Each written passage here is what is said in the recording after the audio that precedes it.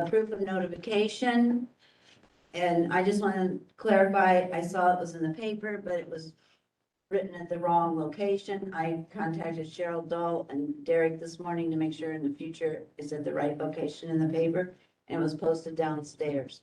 Any other postings, Adam? They sent it to all the normal Okay. places. Okay, everyone read the minutes from September 12th? Any, I don't see the minutes in the folders. the minutes are in the folder, right?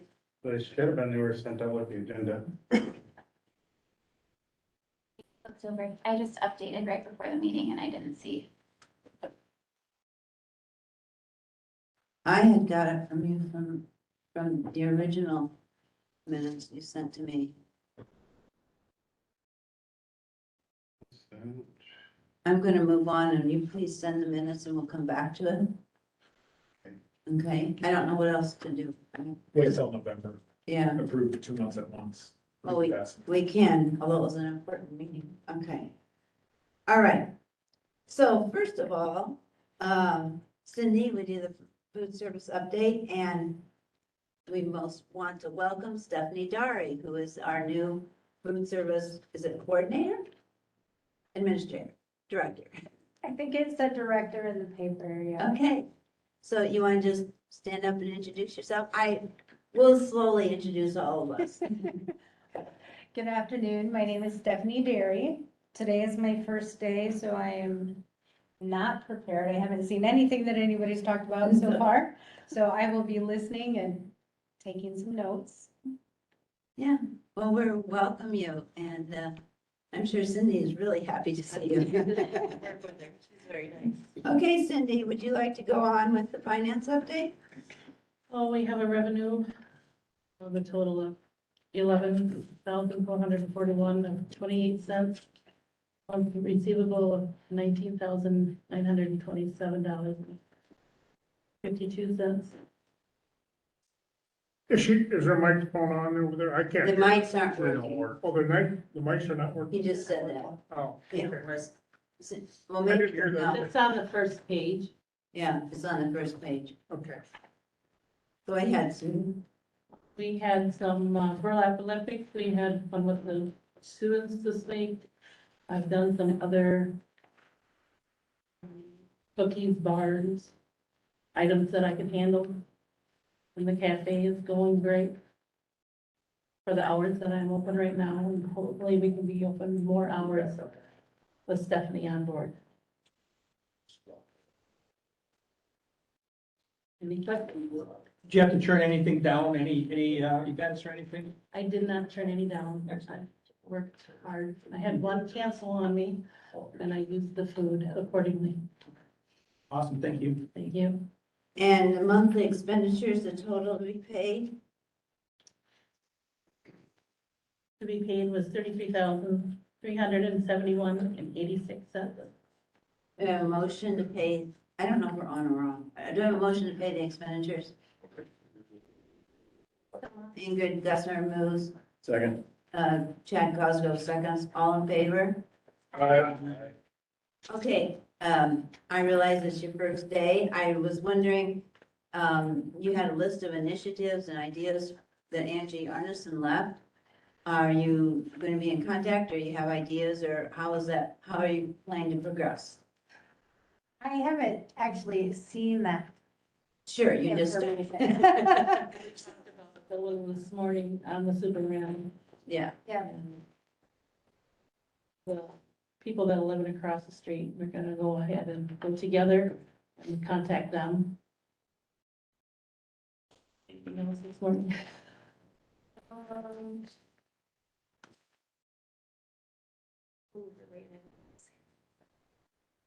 any other questions for Cindy and Stephanie? Madam Chair, I do have a question. Looking at these sheets, is this saying that we're $115,000 in the hole?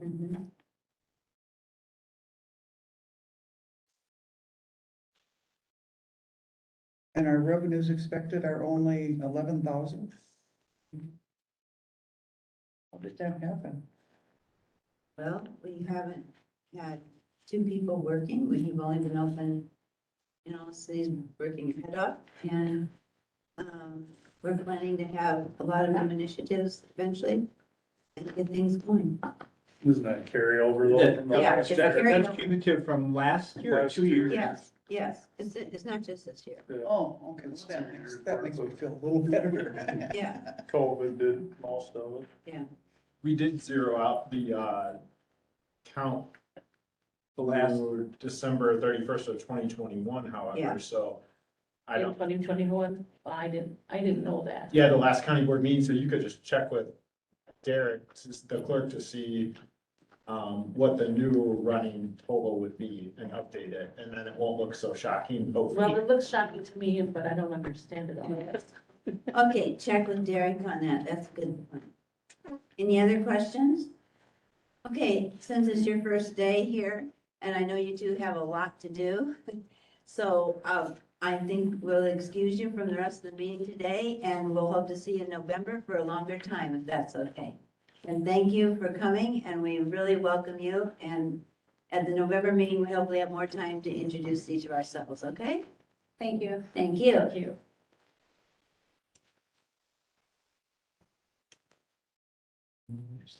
Okay. Ag and Extension update? Trying to do a couple things here, so. I know. I did find the minutes were sent to everybody on October 4th from Jenny Silver, so if you do have that stuff, if you want me to resend it quick, I can, but it should be there.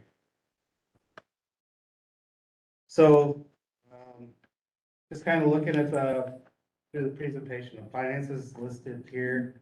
First Which thing, one should we be looking at here? so you get the mayor, so refer to as far as what, Linda? On our iPads. So you should have a sheet in the packet that looks like this. And what's it called? It is called the expenditure guideline. So this is just a summary of our expenses. for Is it year to date. extension bills? No, it would be the expenditure guideline. We don't have it. Fund 10.5670 expense. Yeah, probably. Yep. Yes. Yeah, Okay, usually if we number them by the item one. They were, listed in the packets there, so. Okay, thank you. So basically, that's just an overview of what the extension budget is so far. I don't really see a whole lot of things in here that are really off balance. There is just the one in there. We have some computer software. There was some upgrades too, since there was no item budgeted for it. We had to get software. Obviously, it went really high on us. But other than that, we're on track as an overall budget. Any questions on the budget summary? The next thing you had listed on the, for me to talk about was the staffing in all counties. And I guess it'll be an Excel spreadsheet. It'll look much bigger than this. And yep, what is it actually called? it says copy of staffing comparison 08/1/22. So this was the updated numbers that Sean had asked for. So as you can see through there, we had the 10 counties that I had overseen previously, and then we added 6 more counties, I believe. Sean was with you, asked me to gather. I contacted the different area extension directors there. Just gives you guys a breakdown of where other counties similar size are at in relation to number of staff. Richland County should be outlined in green. The rest of them are there for you guys to look at. Any questions, comments? So in contacting those counties, give us your overview, I guess, just for the record of how those conversations went, what the staffing numbers look like to them, and So I guess just the pure ask was, what were your numbers? And I mean, I didn't get into any Okay. debate or anything like that, but if you look through across there, I think you can see that pretty much most of the extension offices are staffed at a fairly similar level. Going across, there's not too much variation. Extension offices tend to be small to begin with. Usually a couple different program areas represented. Some of the percentages might be different in how they level staff those different programs. But all in all, it's pretty similar, as far as FTE on contract is concerned. Except for Burnett County, which doesn't have much, a contract there now. So total FTE So and the total, FTE on contract, yep, total FTE includes FTE on contract plus county staff. correct. So costs to the county, we're really looking at total FTE column. Right, so That's- that's the contract plus the support staff. Okay, thank you. So the That's FTE, 3.8, right? what's that? For 3.8. Richland County, yes, that'd be the 3.8. Then the 2.3 is the state educators that you have. And then I think someone asked about population per extension staff. So, yeah. And then this was the column that Sean had actually set up, and so I believe it's just the population census divided by the FTE.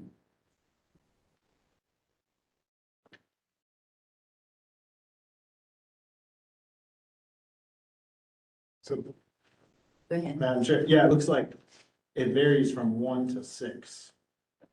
Burnett County has 1. And I don't know what the last county is. Cross County has 6.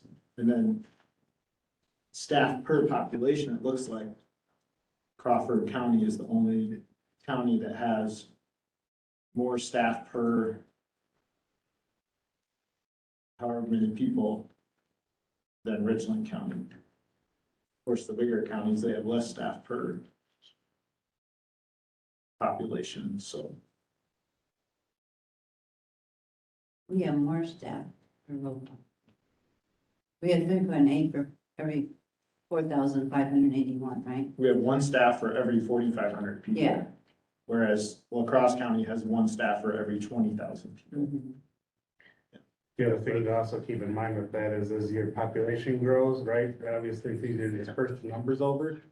But there's also more available resources for populations to tap into, where smaller counties, the extension tends to be one of the few resources that are available, and that's also another reason that those tend to be a little more skewed towards more population per educator because of the lack of resources for some of the alternative program offerings. I would say there's a baseline though on your staffing. You're gonna have X amount of staff, and the more people you have in the county, then staff can take care of more people. You know what I mean? Yep. There's a baseline where you're gonna be caught at that. Do I need this half person or person, let's say, or position? But it's too much to not have it. But then as you add people using the service, you could probably take care of more people. That's part of it too, I would say, but. And then the percent farmland on the first page, that was part of it too, because some of those counties with really low staff, they have very little farmland. Like Burnett County has 17%, Mhm. Sawyer County has 6%, whereas we have 59. 59, so. Looks like the counties that have more farmland tend to have more extension staff. That's the other variable. You look at, you look at La Crosse, they only got 50% farmland. They have 6 people. I don't know how much bigger La Crosse County is. Not supposed to be that much bigger in size now. But like Vernon County has 4 people, we have 4 people. Walberg. Anything else you want to point out on this? Adam? No, I think it just adds more data points to the one presented a couple months ago. And I think it just, again, shows that we're pretty in line with where most county extension offices are, even across the state, regardless of population size. Thanks for doing that work, Adam. Okay. So moving on to your next report. So the next thing you had in this particular line was a review of the possible cuts presented at the last meeting and number of participants per program. So there should be two documents. The one would be the possible options to reduce, is the one that I presented to you guys last time. And then should be the other one that you want to go on and look at is the Richland County programming numbers. So I presented you guys with 7 options, and one of the requests was to have some programming data to go with those 7 options. So you should have a packet, again, like I said, called Richland County Programming Numbers. So what we did was each of the 3 program areas that are under contract fee, the educators pulled together all the programming efforts from January 1st to current, roughly how many people were involved or contacts we have there. There's some representation of coalitions that they might work with, a couple impact statements from the ag educator, and then 4-H kind of broke it out by youth and adult volunteers that they work with, and again, some other committees and coalitions that they support. So just kind of gives you that overall, I think you guys are trying to get a feel for what the educators do, how many people they reach, how they reach those people, and that's our summary there, if you guys have any questions on the summary.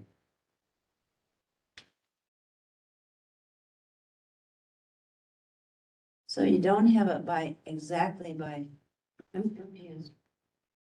So there's the program. the I mean, you delivery don't model. have by each person who's working, how many people?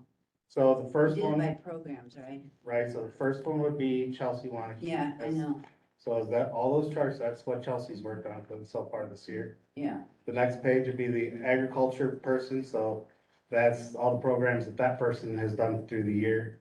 And then the third one is the 4-H program, and it's all the programs the 4-H educator has done so far through the year. So that we have, to get the total, we need to add up everything. So at the bottom of each one of their charts, I for don't see example, total educational contacts for Chelsea was 2,241. Oh, got it, sorry, At the bottom of each of those charts should be yes. educational contacts for each educator. The other thing to keep in mind is human development is 80%, ag is 50%, and 4-H is 100%. So they're not even comparing full-time FTE to FTE. Mhm. Definitely different program focus for each of the educators. And again, what's not captured here though is the support staff that helps facilitate all these different programs that being put out, from marketing, promotion, tallying up evaluations, taking registrations, not to mention just the interface with the day-to-day calls that happen too as well, so. I think that's all the information with regards to the positions you guys had requested.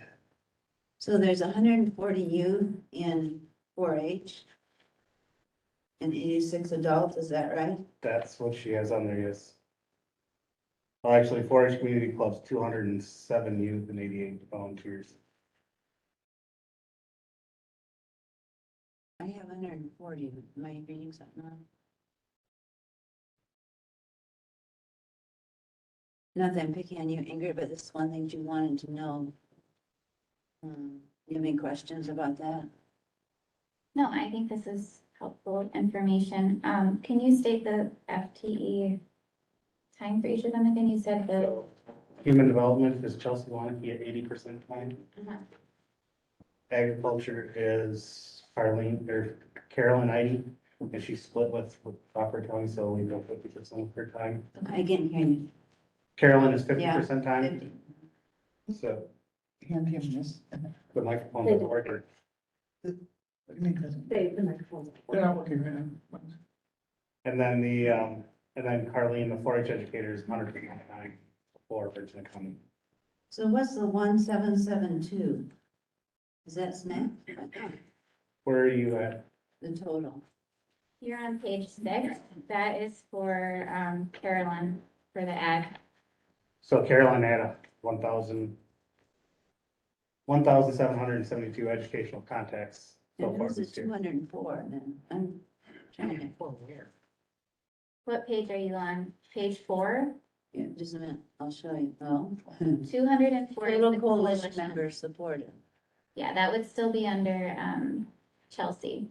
So you add that to the 2241? So with that, the 2241, that's her educational contacts. Then below, she has listed the coalitions she's part of. So Oh, those are the coalition members that she's supporting for all those different organizations within Richland County thank that you. she's helping out with.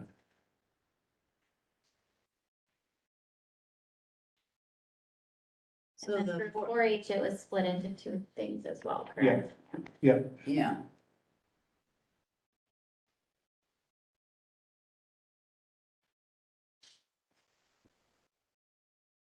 Okay. so the 140 youth and 100 or 86 adults that you see there at the end. Yeah. That's the coalition support that the 4-H is working with, not the actual numbers of 4-H kids. The number of 4-H kids themselves is that very first line. Of 207 youth. 1,067? Well, there's 207 youth in the 4-H program and 88 adults. So if you go to the very first page of Richland County 4-H Youth Development, Numbers and. Page, pull up here, seven, page 7. very first thing says 4-H community clubs. Be the first. And then that would be the actual enrolled numbers in our 4-H program this year, was 207 youth and 88 adult volunteers. Down below the 140 is something about a coalition, right?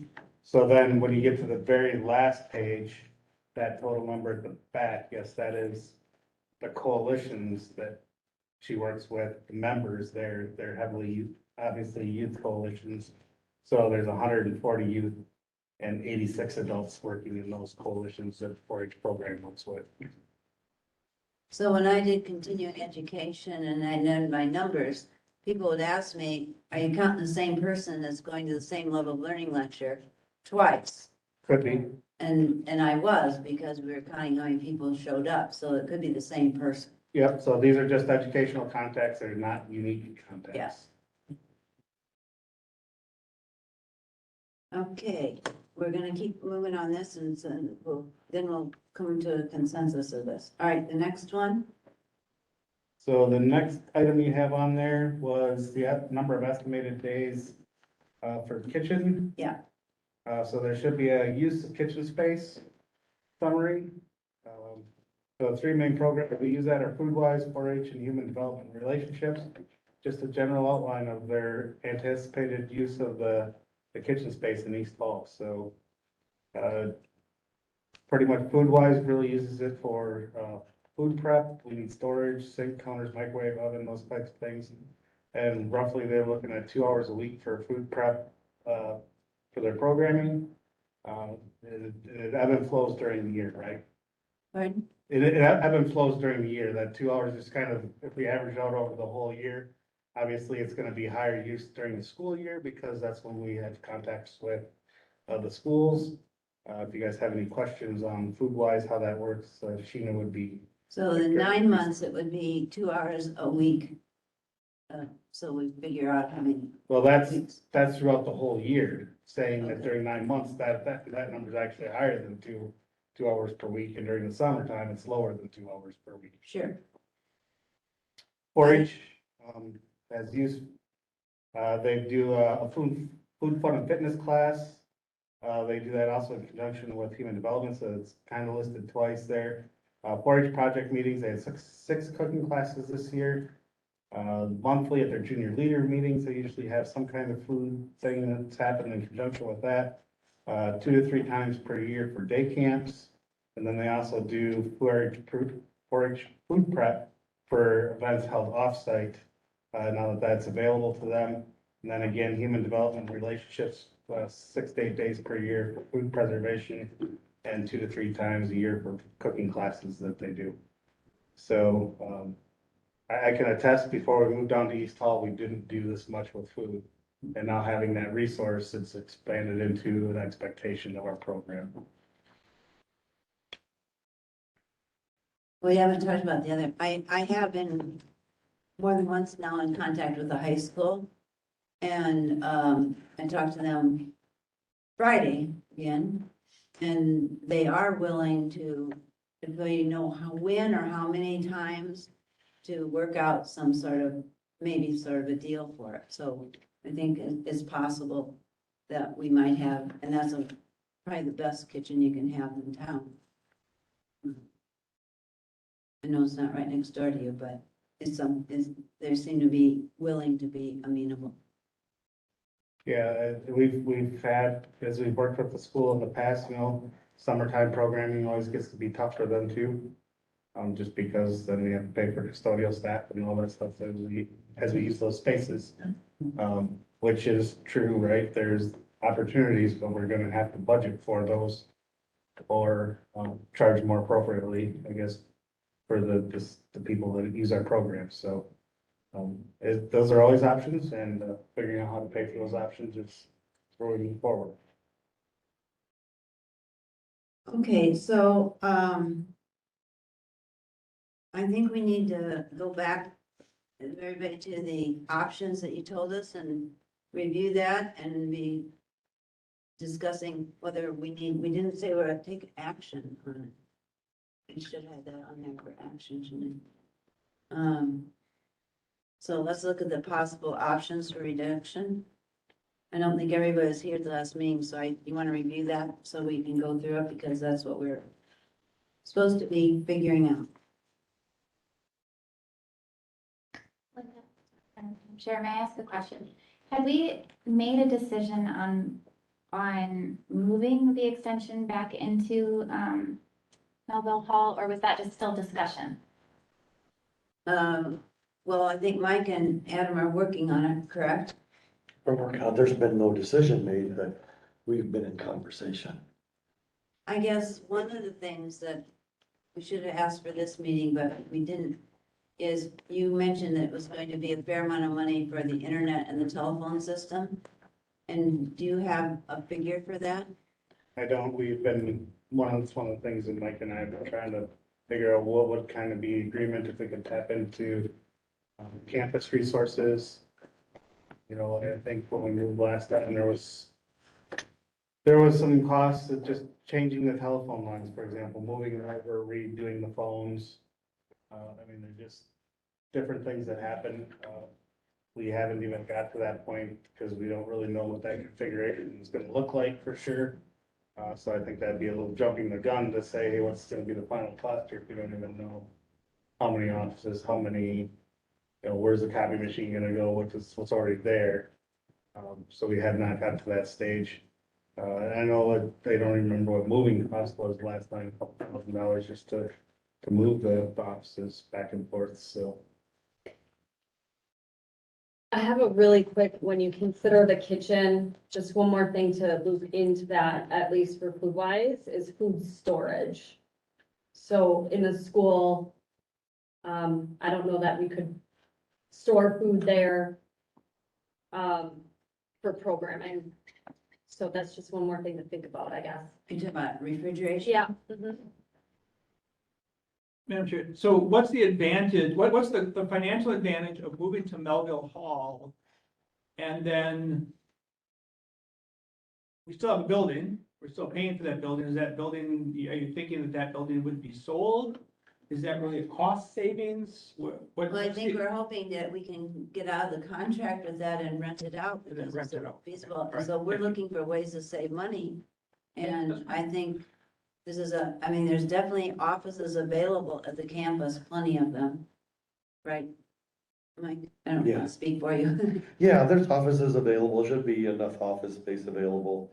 I quickly asked Marilyn Peckham about the IT piece, computer stuff. She had checked into that, we don't have a cost, but she said basically there's a plug-in that could be used that would allow you to utilize the network you're currently using. So that's one thing that could be done. The phones would still need to check in on what, how the phone system would work and all that, but there's still a lot of items to check in on. Thank you. I did. Who said something? Madam Chair, Yes. when you say there's office space available, are you talking about office space available to rent out? No, I'm talking about office, right now there are, the offices, for example, most of the offices that extension occupied before the move to East Hall are available. We would have, over the years, right, we have fewer staff and fewer faculty than what we had, let's say 10 years ago. So those areas have become vacancies at this point. Okay, when you say available, I want to make sure I hear you right. You're talking about available to the university or available to outside sources? Available to extension, should extension want to move into Melville Hall. County. Okay, I see. County. As far as any rental, what could possibly happen would be that East Hall would be taken out of the lease with the university or with the Board of Regents, freeing that building up for you to do whatever you wish to do with it. Okay, do we lose some sort of control over those buildings once we rent them out or allow them to be used in a slightly different way? Or do we still have control over them? Well, if you're referring to East Hall, it would be whatever agreement that you would have to your tenant on that building, right? The thing that could happen would be, right now, currently, extension, we currently sublease basically to extension for East Hall. Having an extension move into Melville Hall frees up the East Hall building. We would take that out of the lease with the board, the county has with the Board of Regents. That would then give you that building back to do as you would wish to do with it. You could rent it out, sell, whatever you felt was most appropriate. That's really the only thing we're talking about at this point in time.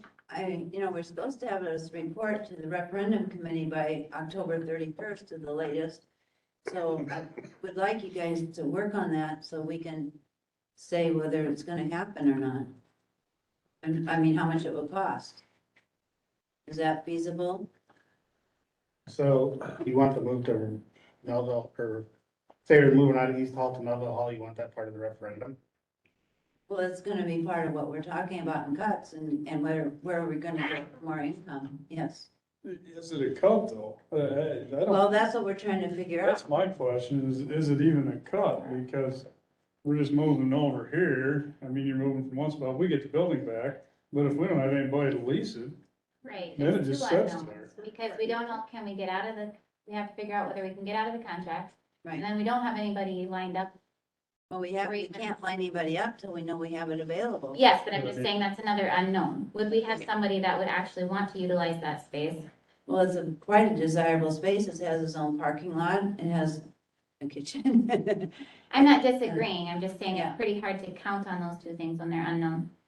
Speaking of a member of the Yes. referendum committee, it would be nice to have some increased revenues to start figuring in, because we have to figure out how to make several $1 million worth of cuts that are very steep. And so if we know that East Hall is available, if we can get a rough price for what we could get per month out of it, in a couple of years, that's gonna help with other increased expenses around the county. So I think that's, it's not a cut, it's increased revenue potential.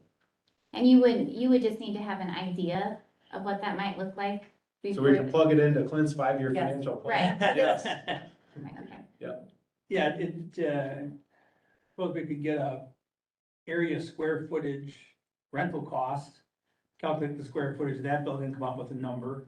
I mean, there's been a few office rentals going on lately, but. So doesn't the university system already pay us rent for that?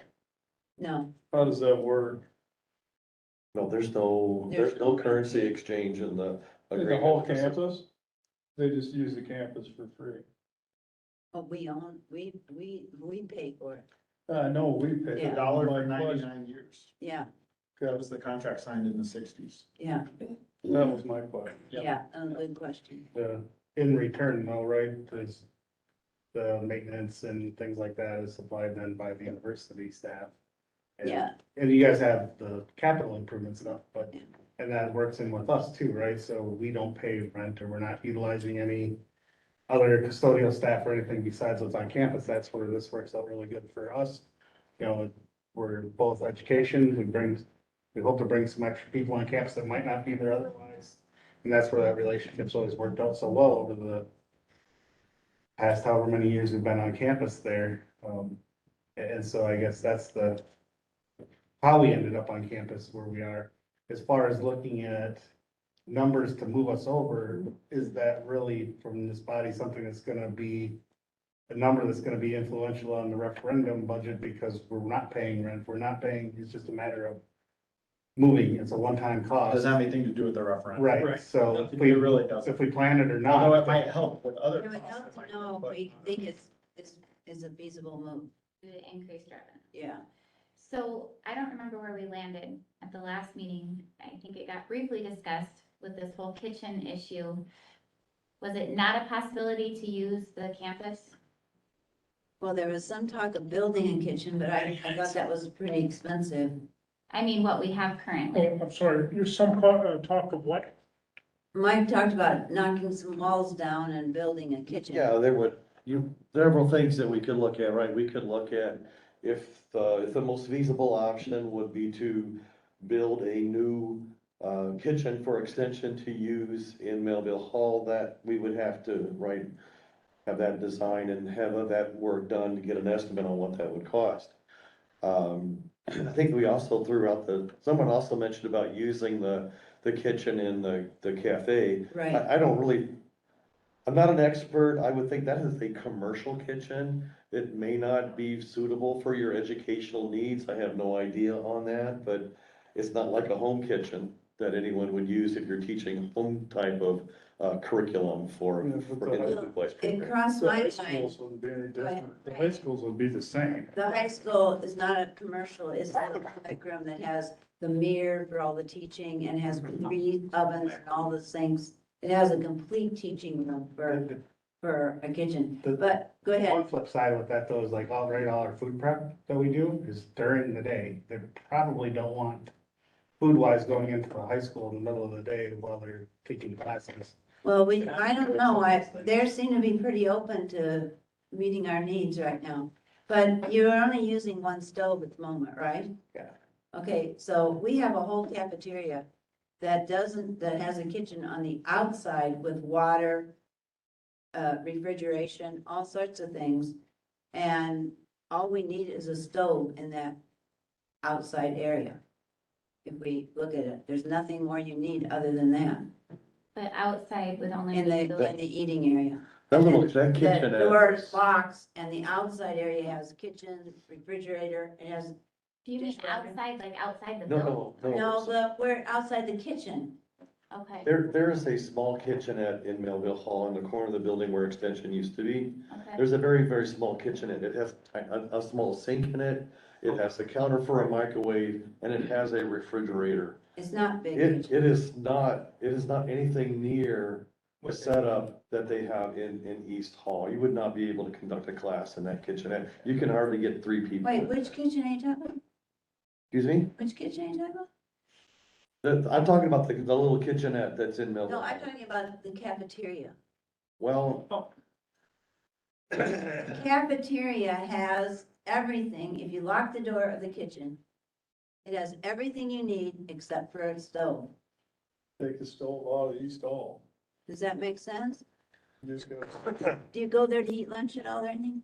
I mean, I've been in there a few times, but I can't picture what you're saying. Well, there's a whole eating area and Yeah. then right next to it where they serve is, I mean, I've done dishes in there 100 But isn't times. that the kitchen they're using? No, that kitchen has a lock.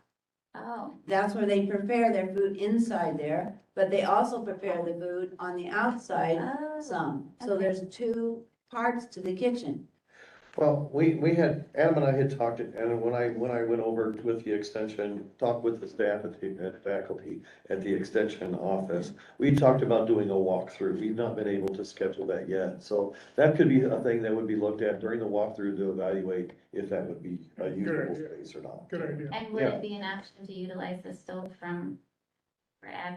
Because you're saying that area does not have a stove.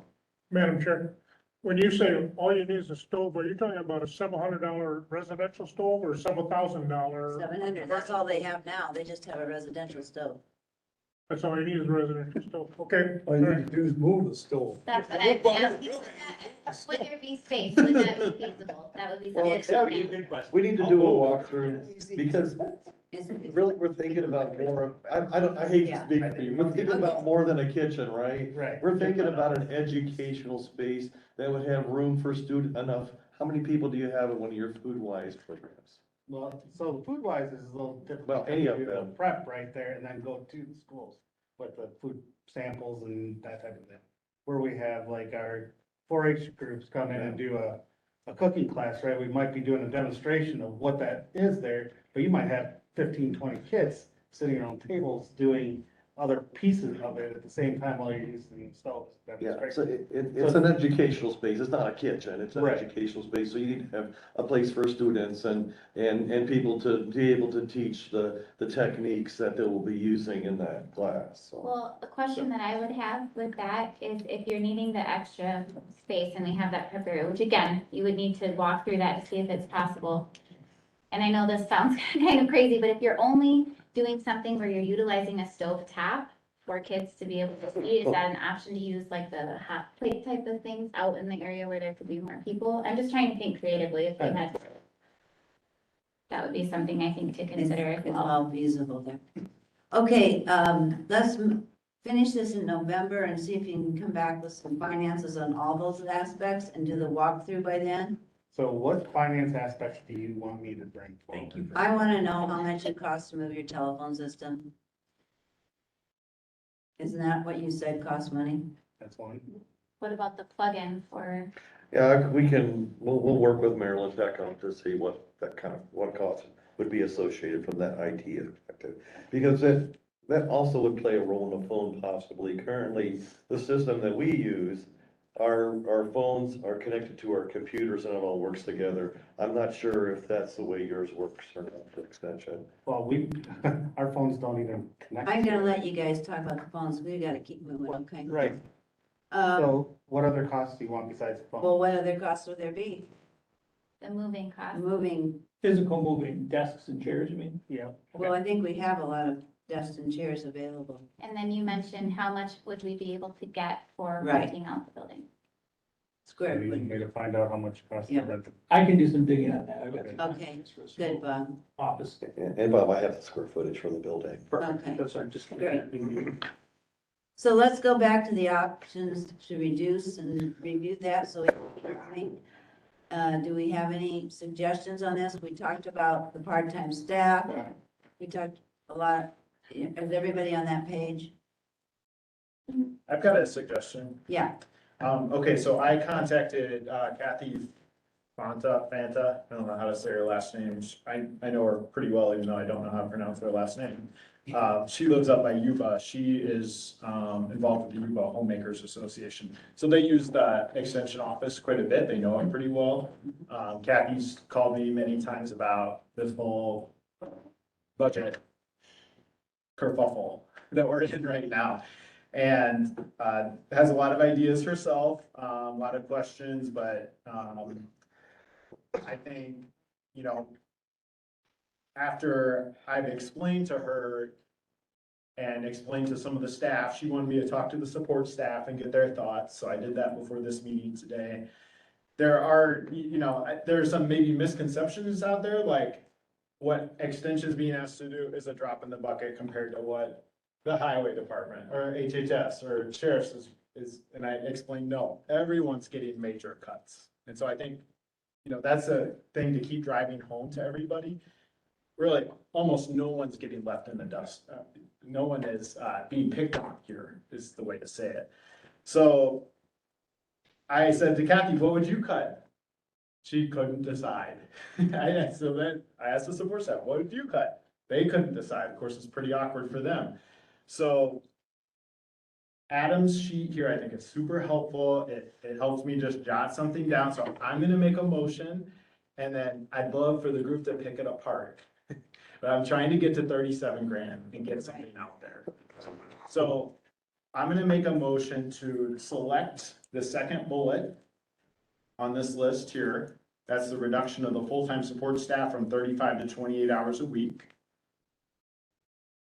Then I'm gonna also, as part of that motion, so four bullets here.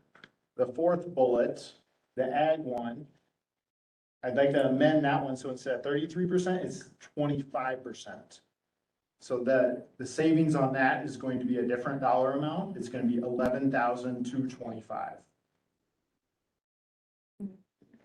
Then I'd select the sixth bullet point here, which says reduce the 4-H to 50% time, and The fifth, I also amend that one, the sixth one. no, the fifth one's That's a 40. totally different number than mine. Yeah, look at the bullet points at the top. Yeah, he's Well, reading I'm from looking the at top. He's reading from the Thanks. No, no problem. Okay, The sixth bullet point says reduce 4-H to 50% time. I'd amend that so it said 80% instead of 50%. That would be a $10,443 savings. And then the last of the bullet points that I would select would be the eighth one. That's the second one from the bottom. It says reduce human development, and I'd keep that one the same. So my numbers, so I'm adding now the second, the fourth, the sixth, eighth bullet points. I left the second and the eighth bullet point dollar amounts the same. Walk through those again, please, the second. The second one, So you're gonna do, it says reduce full-time support staff, you're gonna keep that one in completion? nope, I would select that one, Right, that's a good one, you keep, there's no. But But you're not editing it? Not not changing. editing it. that's 7,777. I'll read the dollar amounts. I'll go through all four of them again and Thank read you. the dollar amounts. The second one, the dollar amount would be $7,777. The fourth one, which I amended, the savings would be 11,225 And how are you gonna do that again? by reducing it from 50% to 25%. The sixth one, which was 4-H, also amending it so it would say reduce 4-H to 80% time. The dollar amount would change there to $10,443. And then selecting the eighth bullet point, which was reducing human development from 80 to 60%, that savings would be $8,980. So if you add all those dollar figures together, you get a total of $38,425. So I'm making a motion to select those four as I read them and to recommend that the reduced cost of these four positions having reduced hours be placed on the referendum. My thinking is, Wait, Let's- let's get a second, then you can just. I'll second. Okay, Mark, who is seconds? Okay, discussion? so I just want to explain my thinking a little bit. It's more across the board. It's not trying to pick on one position and totally eliminate it. It's also meant to get to 30, roughly 37. So that's why I'm suggesting it. Thank you. Any other discussion here? I do, I have. a Yes, question. Barb? Okay, you're saying that on number 6, if we reduce, the idea was 4-H down to 50%, which would have saved 29,000. And you're saying just to reduce it to 80%, and it'll only cost 10,000? So for 30% more, we're saving 19,000? No, the savings is 10,443, not 19,000. You're figuring the difference. I was figuring the 30% difference. I did not figure that dollar amount, because that dollar amount isn't in my total. It's not in my motion. The dollar amount you're trying to figure out. What's gonna cost you 19? Okay, I was going the opposite way. It's gonna cost you 19. Yeah, no, I think you're right. I'm sorry. I was subtracting the wrong thing. Okay, I can see you doing it across the board. I don't think that is, it seems fair, but I think that really reduces a lot of people to less money and it'll be harder to fill those positions. That was my thought. And I personally would rather do number 2 and reduce the 4-H to 50%. And that comes to 36,000 something. I mean, that's just my personal opinion about that. You were saying number 2 where? Reduction of full-time staff, support staff from 35 to 28. And the 4-H to 50%. So that would be option 4 down below. Yeah, the numbers in 4-H are good, but they're not that high.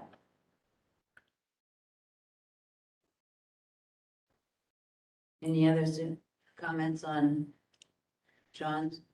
Madam Chair. Sean, I don't have any computer in front of me, so I don't know these numbers, but what is the referendum committee, what is your target? What is your overall target for reduction? I never did hear that. 37,000. How much? 37,000 for extension. I'm talking about everything. We don't know yet. We haven't selected the dollar amount. We haven't gotten the recommendations from the committees yet. So if you total all the cuts that the county board directed, it's about 4.4 million. The levy right now is 10.5 million. We have not, the referendum committee hasn't set a dollar amount, but my personal opinion, Bob's on the referendum committee too, he maybe could give you his personal opinion, but I think increasing the property tax by 40%, I think that's too much. I think it'll get voted down by the public. So I think we have to reduce that dollar amount down. I don't know how that's gonna happen, because I think everyone's gonna want things on the referendum, so I think that committee is gonna have to sort through and kind of pick and choose or force other committees to prioritize. We might send it back and say, could you prioritize? I don't know what you think, Bob. No, I agree. The number has not been set, and it can't be set until we get some of these conversations worked out.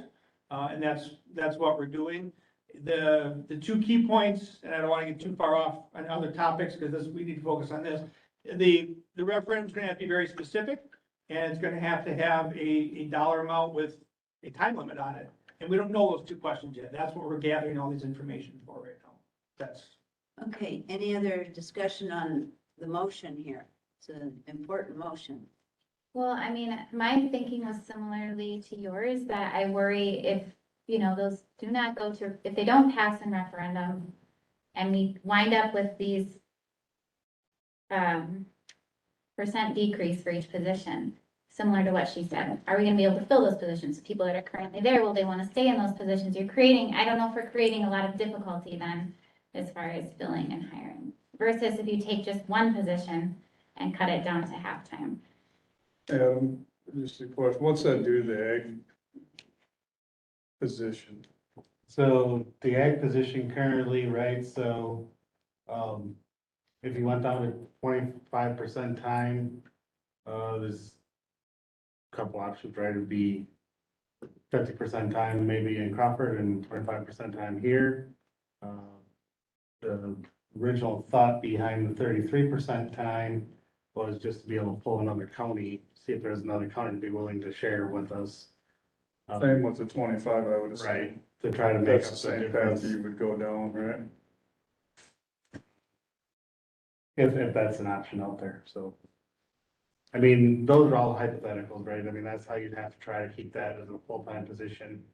With any of these, if there's opportunities for neighboring counties to help support, I'd look for that. John. But these just, like I said, as you move those down, they do become. I mean, we have a hard time filling positions as it is already, so.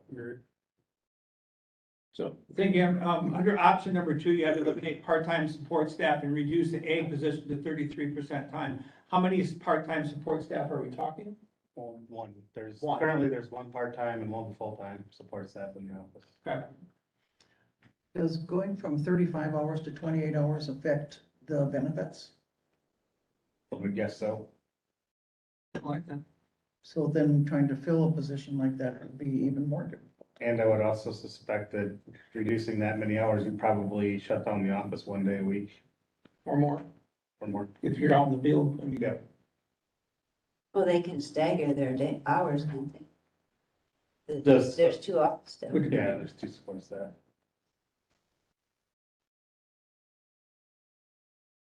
Sean, I appreciate your mix and matching there. I kind of lean towards option two. And the reason I lean towards that is if we don't have some full-time staff, I don't know how we're gonna find part-time staff to do the work. I don't like any of the options. Yeah, honestly, I don't. But, if we eliminate the part-time, some of that can come back as volunteers. Some of that's gonna be easier to come back as a referendum question possibly. Some of that's gonna be easier to come back as, hey, we can show more services, we can show no revenue, can we bring another person in? Trying to do that with a full-time person, I don't see it. So none of this is necessary if the referendum passes, We don't know that. correct? We don't know that, because we don't know what the dollar amount's gonna be We don't yet, know. if even a referendum goes through, we don't know yet. We have to look at where we are for next year, solve that, and if the referendum comes through, that'll just be a bonus to deal with and take care of some of these. Okay. So Bob, you're suggesting you like option two, and I'm suggesting I like option four. Okay, I mean, I just But want to you're- make sure. I want to just clarify why you were thinking option 2 as opposed to option 4 was because you feel like we need full-time. yes, Okay. and I don't know we can fill a 28-hour position without benefits to anybody. Well, they have benefits at 20 hours. Those are the part-times. Part-time people at 20 hours have benefits. Do they? I don't think they have. Oh, yeah, we pay health insurance for Yeah, 28 hours. everybody has benefits of 50%. That's Right. not, there's no loss of But- benefits. Right, and it's not just benefits, the hours. No, they don't lose their benefit, but No. the premium that they pay for health insurance, that's why I was nodding my head. Right, It goes, we pay 78%, they pay 22%. But full-time employees, we pay 88% and they pay 12%. so they are losing some of the benefit, they have to pay Yeah. more for the benefits. Yeah, but they don't lose So them. we're taking their pay down, taking their hours down, and charging them more for benefits. Yes. I would say we keep full-time people here. Well, you're only talking about one full-time person, anyway. You got 1.5 staff, right? Yeah, so the current full-time staff is 35 hours a week. Yeah. But at the same time with that ag position, I mean, on the document that we got, the ag position had some of the most contacts and participants. I know we're partnering, right, with another county. How much impact is that going to have on our services? It looks like that gets utilized a lot. And I was thinking the opposite. I was thinking the 4-H position. I don't really like your option because I just always hear people 4-H. It's huge. The number of things that they do versus the ag position. Done a couple things in Richland County, but it seems a little more regional to me anyway. So I guess that's why I was also suggesting down to 25%, but I get where Bob's coming from. I think yours is not, maybe I don't like it quite as much as my option, but I think it's pretty good, so. Well, we've already established we don't like any of the options. Yeah. Right, we're picking because we have to make a decision. I guess, I know I grew up with 4-H and all that, but I don't see, when I go to the Boy Scouts, and we just had at the Smart Farm, the Boy Scouts ran all the walks and did all this kind of stuff, that there are other options for youth in the community that offered the same thing. But I have to agree with Sean. I wasn't thinking about it in that context. I think that 4-H is very important to our community here. We hear about it a lot. And when he's looking at that breakdown, he's right. A lot more of that is happening in the county versus like regional or state. The question, this option 6, how much of the human development is happening across the street?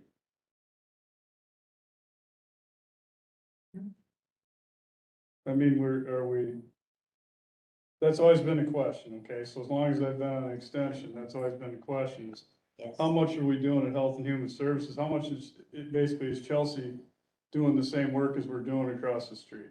And if we're gonna support the positions across the street, that to me seems like the easiest, the easiest thing you have that work already in the county. That's been a question for many years, especially when we had the FIT program and all those things that we felt we were redundant. So to me, that's the easiest one, out of all of them. Yeah, but, I was gonna make a quick comment there. I don't think there's much duplication of services there. But if you really are looking purely financial and there is a duplication of services, I would be hiring more extension then. I mean, it only costs you guys $45,000 for an employee in extension full-time. I'm sure it's with your benefits and payouts and everything else. On the other side, I don't disagree with that, but I'm looking at I know- this. I know what you're This saying. is the easiest way to, I mean, Ingrid can answer all them questions. That's That good. could That's open up good. a whole can of worms with what, okay, the person that is doing things that might be duplicated, what's attached to them that's mandated for them, I mean. but I will it's- say, I don't think I there's, hear you I though. do not think there's duplication. There's a lot of work together. Well, there's a lot of collaboration. coalition work, Correct. which maybe other people could be doing. All I'm saying is that to me is the one that sticks out, just because we have the services in, to some degree already, that we may have to pay for no matter what. I don't disagree with you, Adam, that it's cheaper to get it through extension, but until we work through all that. Well, we have a lot to do here. We have 4 different options that have been discussed here. We have a motion on the floor. Do we want to vote on the motion on the floor and then move on and see how that works? And then see if there's another motion so we can keep going today? I have to ask, how are we gonna work this motion with 4 options on the floor? No, we're only voting on the, we can only vote on one at a But time. someone else could make one and second it, and that could also be on the floor. They could all be on the floor, and you could decide how to work through them, Linda. I have another question, okay? Yeah. I think we should look at this from a standpoint of status, okay? We're talking, I really do not like any of these cuts. Neither do we. Of people's down to 34 or 32 hours a week. I think we need to look at the entire county from the standpoint of 2 things. Look at attrition. How many people do we have that are either at or near retirement? Okay? I would rather cut a full-time position than cut everybody else by 20% or 10%. And the other thing we have to look at is what do we have in a county that we can sell? Because every committee I've sat on, we've been asked to somehow make cuts. We can't cut our way to prosperity. I hate the thought of it. I think we should have to look at what the county can sell, because it is an option of cutting or raising money, right? Well, Either way that we was can the do it. original resolution that we could cut the whole place and sell it. That wasn't fun. I'm not making a joke. I'm telling you, that was the resolution. Well, it didn't pass, though. It didn't pass. So that's why we're trying to do cuts instead of selling the whole campus and I'm just explaining. Okay, all right. But that's my point of view. I think we all agree with you. But we have to make some decisions. Okay, I'm going to first ask for a vote on the motion. Do we need a roll call vote or? Okay, no. All in favor of the motion John made with the 7,707, 11,225, 10,443, 8,980 to 38,425, signify by saying aye. All right. Twice. All opposed? No, no, No. Okay, motion doesn't carry. Do I have another motion? you will in just a second here. Adam, part-time support staff, if you eliminate the part-time, what's the dollar amount on that? I'm looking at it. Oh, 30,127. oh, never did. Oh, okay, 30,127, and then,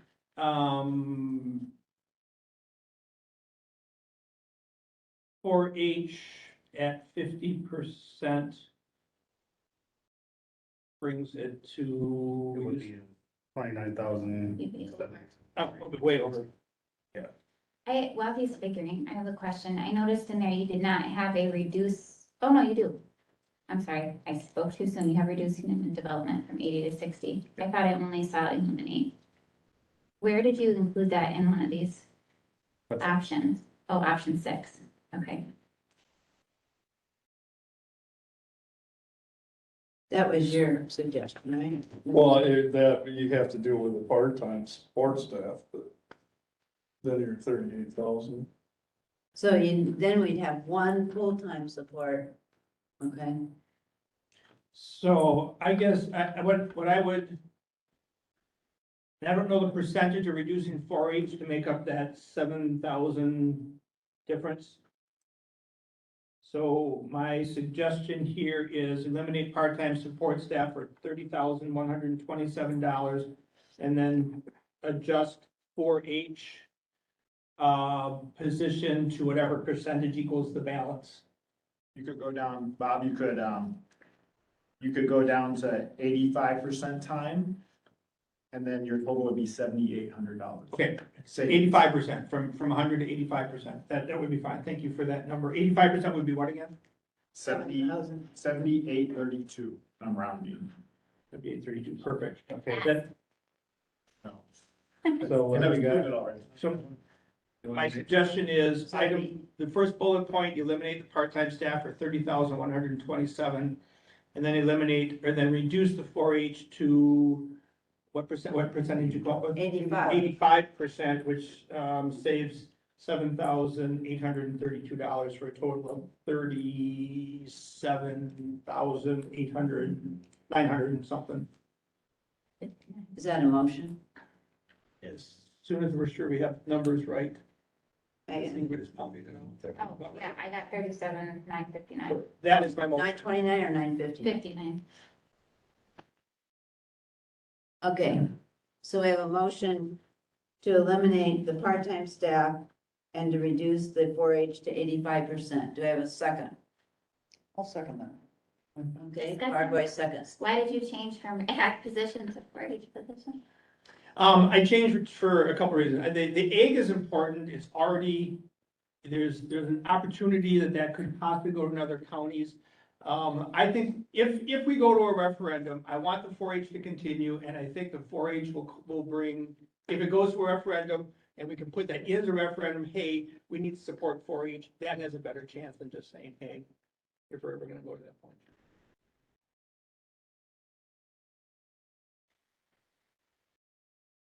And I would just worry that we'd be cutting the most popular thing if the referendum fails, and that then after the referendum fails, that we wouldn't have the guts to do it.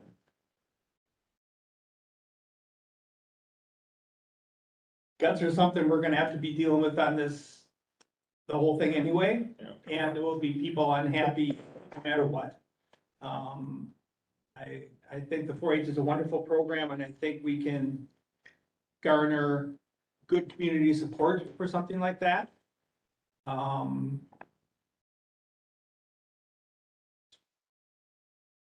So you don't think we have the guts to do what? That if the referendum fails, I don't know that we would actually end up following through. Why would we We're not? only cutting it down to 85 from 100, That's 15%. true. That's why- Changing it. Yeah, I guess I just feel like maybe I know those part-time support staff help the 4-H quite I a get bit that. too, and so I I realize that, but I'm looking at other offices and departments in our county, and I know that they have to deal with volunteers and, legal checks on all those things, and everything.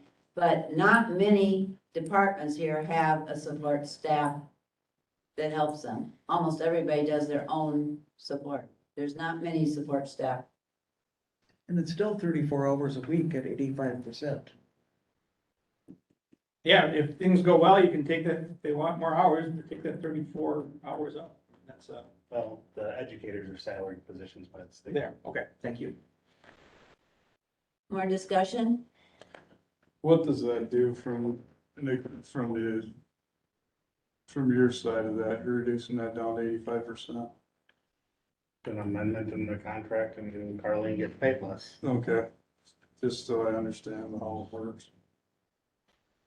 Dan? I just think we should be very, very careful here, folks, because what we're talking two different things here. When we're talking about cutting staff, okay, that's one thing. But when you're cutting services, you're cutting people that live in this county.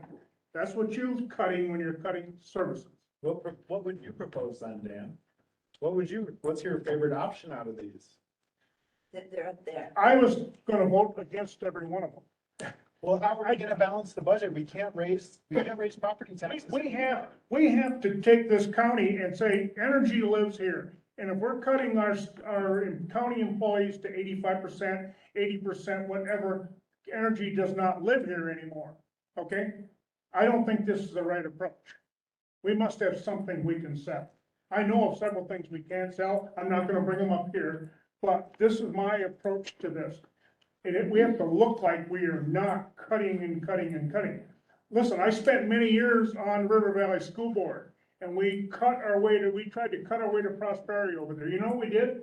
We lost 400 students because of it. We lost students to little towns that don't even have gas stations, okay?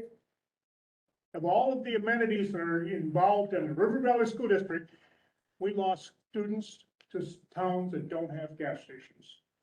And I'm just asking, cause I just am wondering what your solution would be, like, how would you don't like any of, you're not willing to support any of these, so I just wanted to ask that, just to better understand where you're coming from, so.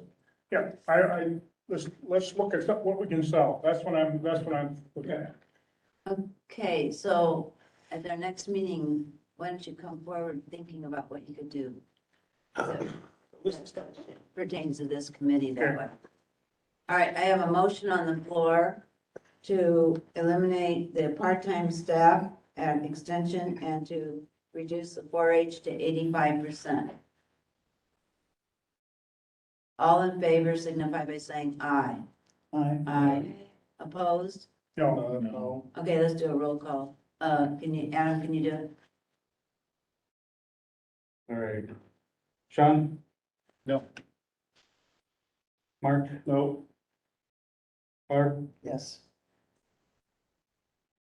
Ingrid? Yes. Bob? Yes. Chad? Yes. Daniel? no, Linda? Yes.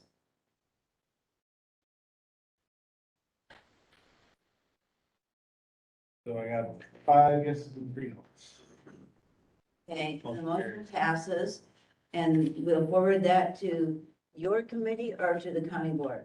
You forwarded to finance and personnel, but I monitor that pretty closely, so. Okay. Yeah, all right, monitor that to finance and personnel. So just so I Yes. have this right Yes. for the motion, right? It's to eliminate the part-time support staff, reduce 4-H to 85% time totaling 37,959.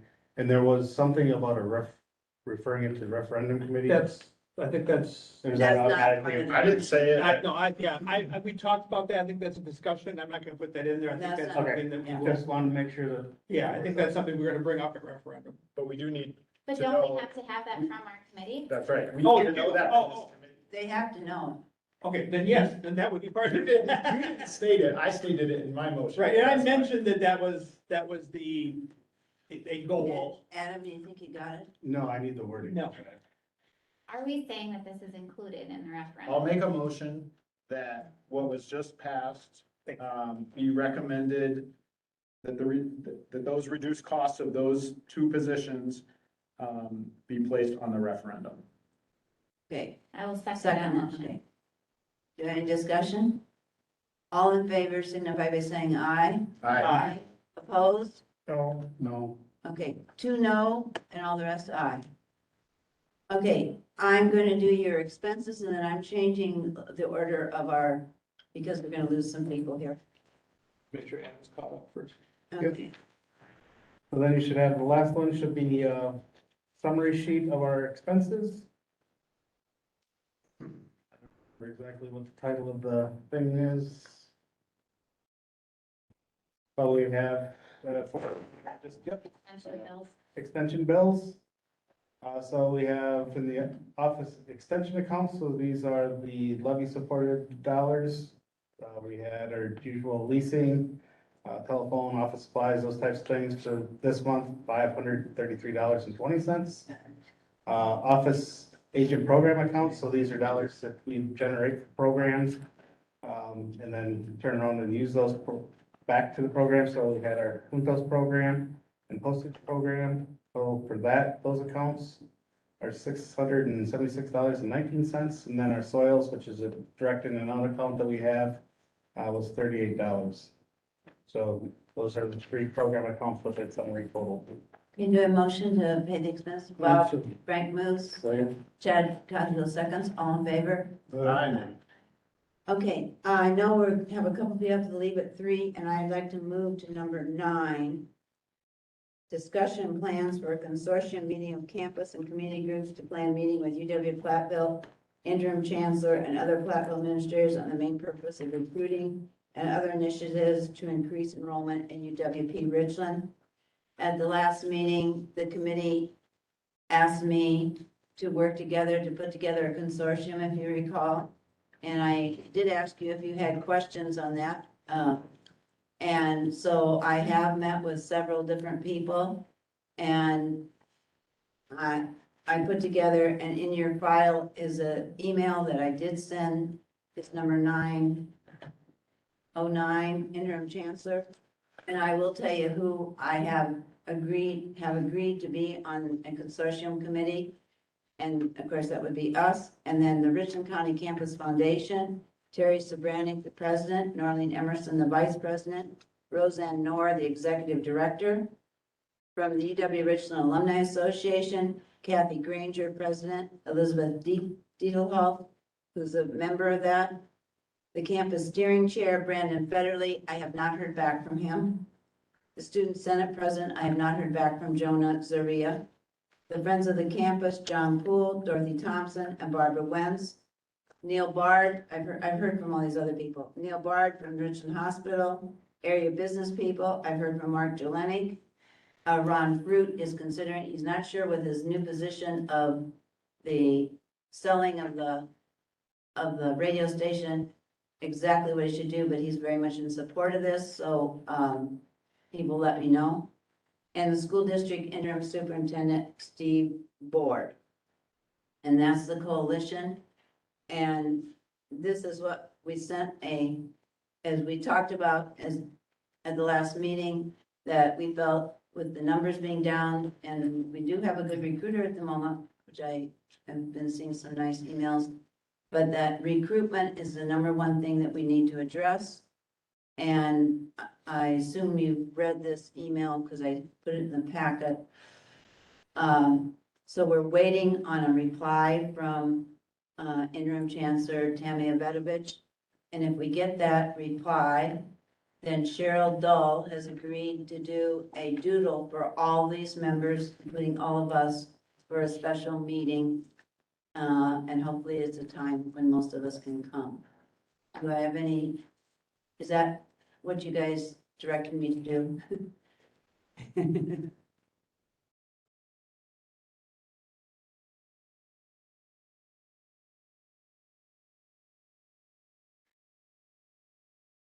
I'm reviewing the letter You quick may. here, just give me a moment. No, I right. had a question on.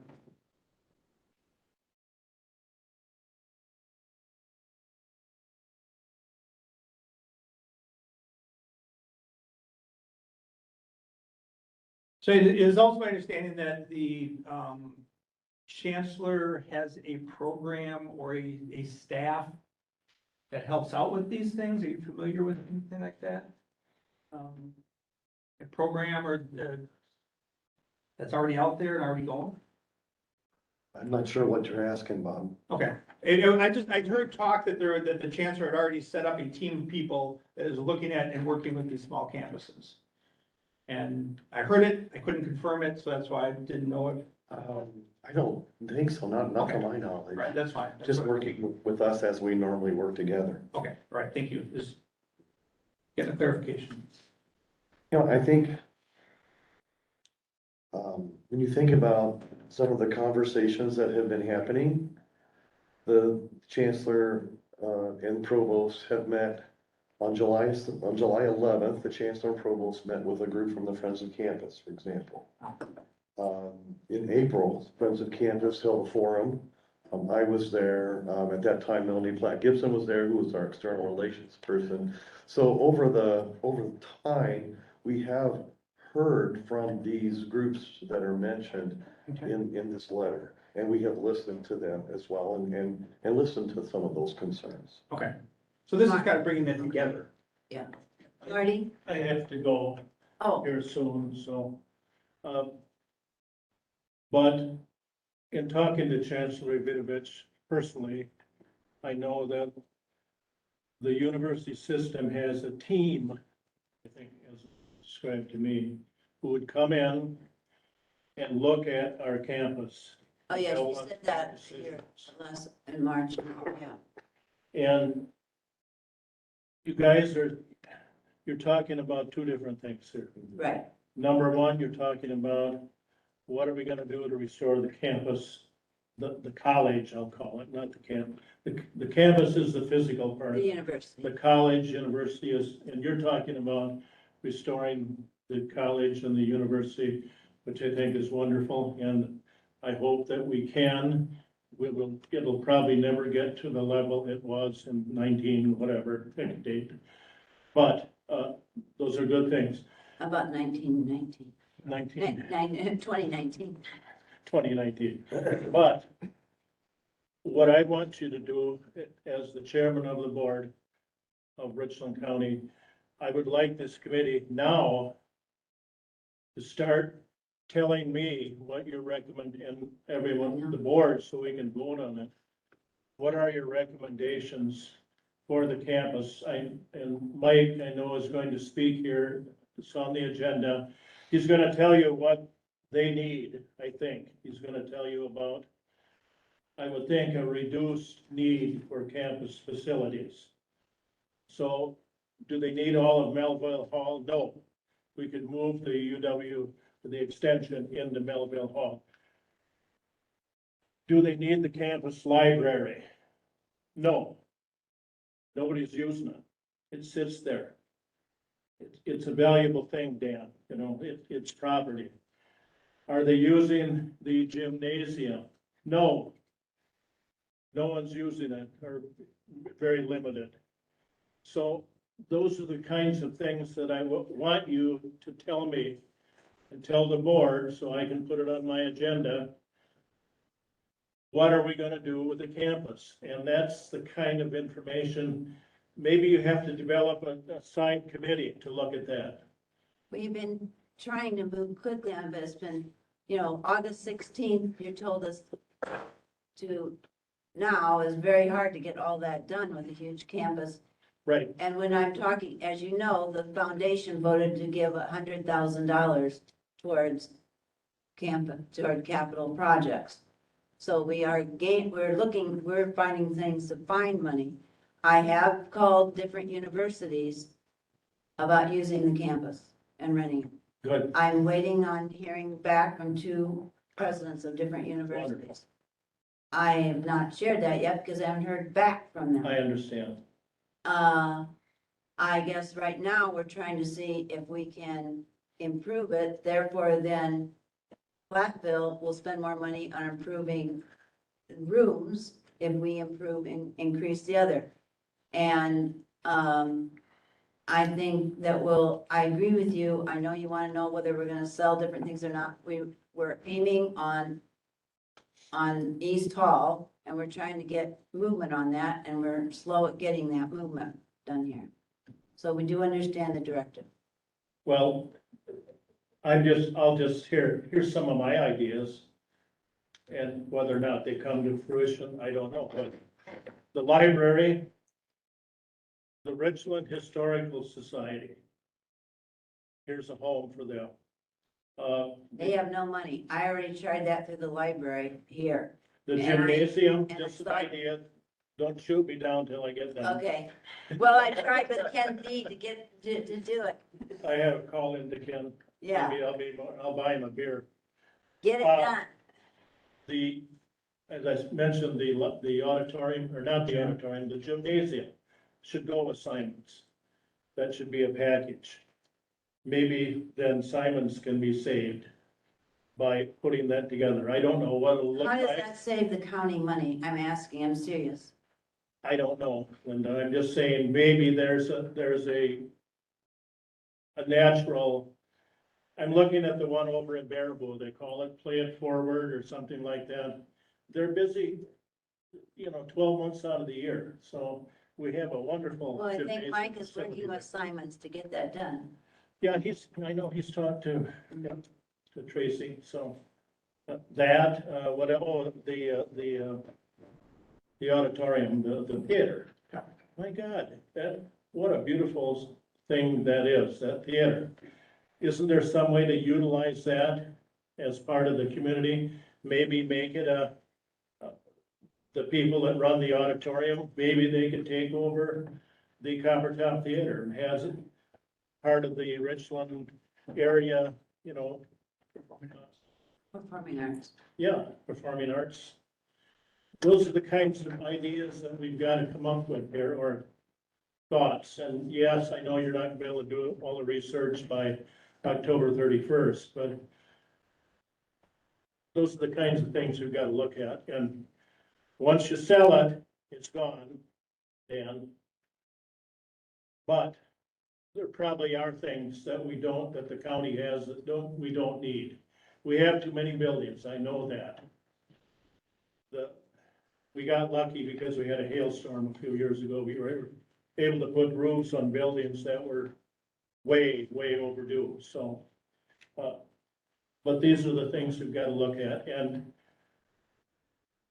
as far as what are we gonna have on the referendum, we're not gonna go to referendum until we have absolutely cut out everything that we do.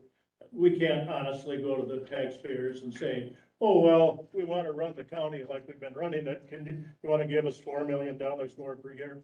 We can't do that. It won't work until we look at all the things that we do and decide, is this worth doing, in our strategic planning? If we didn't do it today, would we start it? I just want to tell you that Southwest Tech is not interested. I mean, you've been asking, I've tried every avenue. Well. So, Okay. All right. But those are my thoughts. no, thank you. That's where I Thank would you. like you to start. Linda, can I say Looking. something here?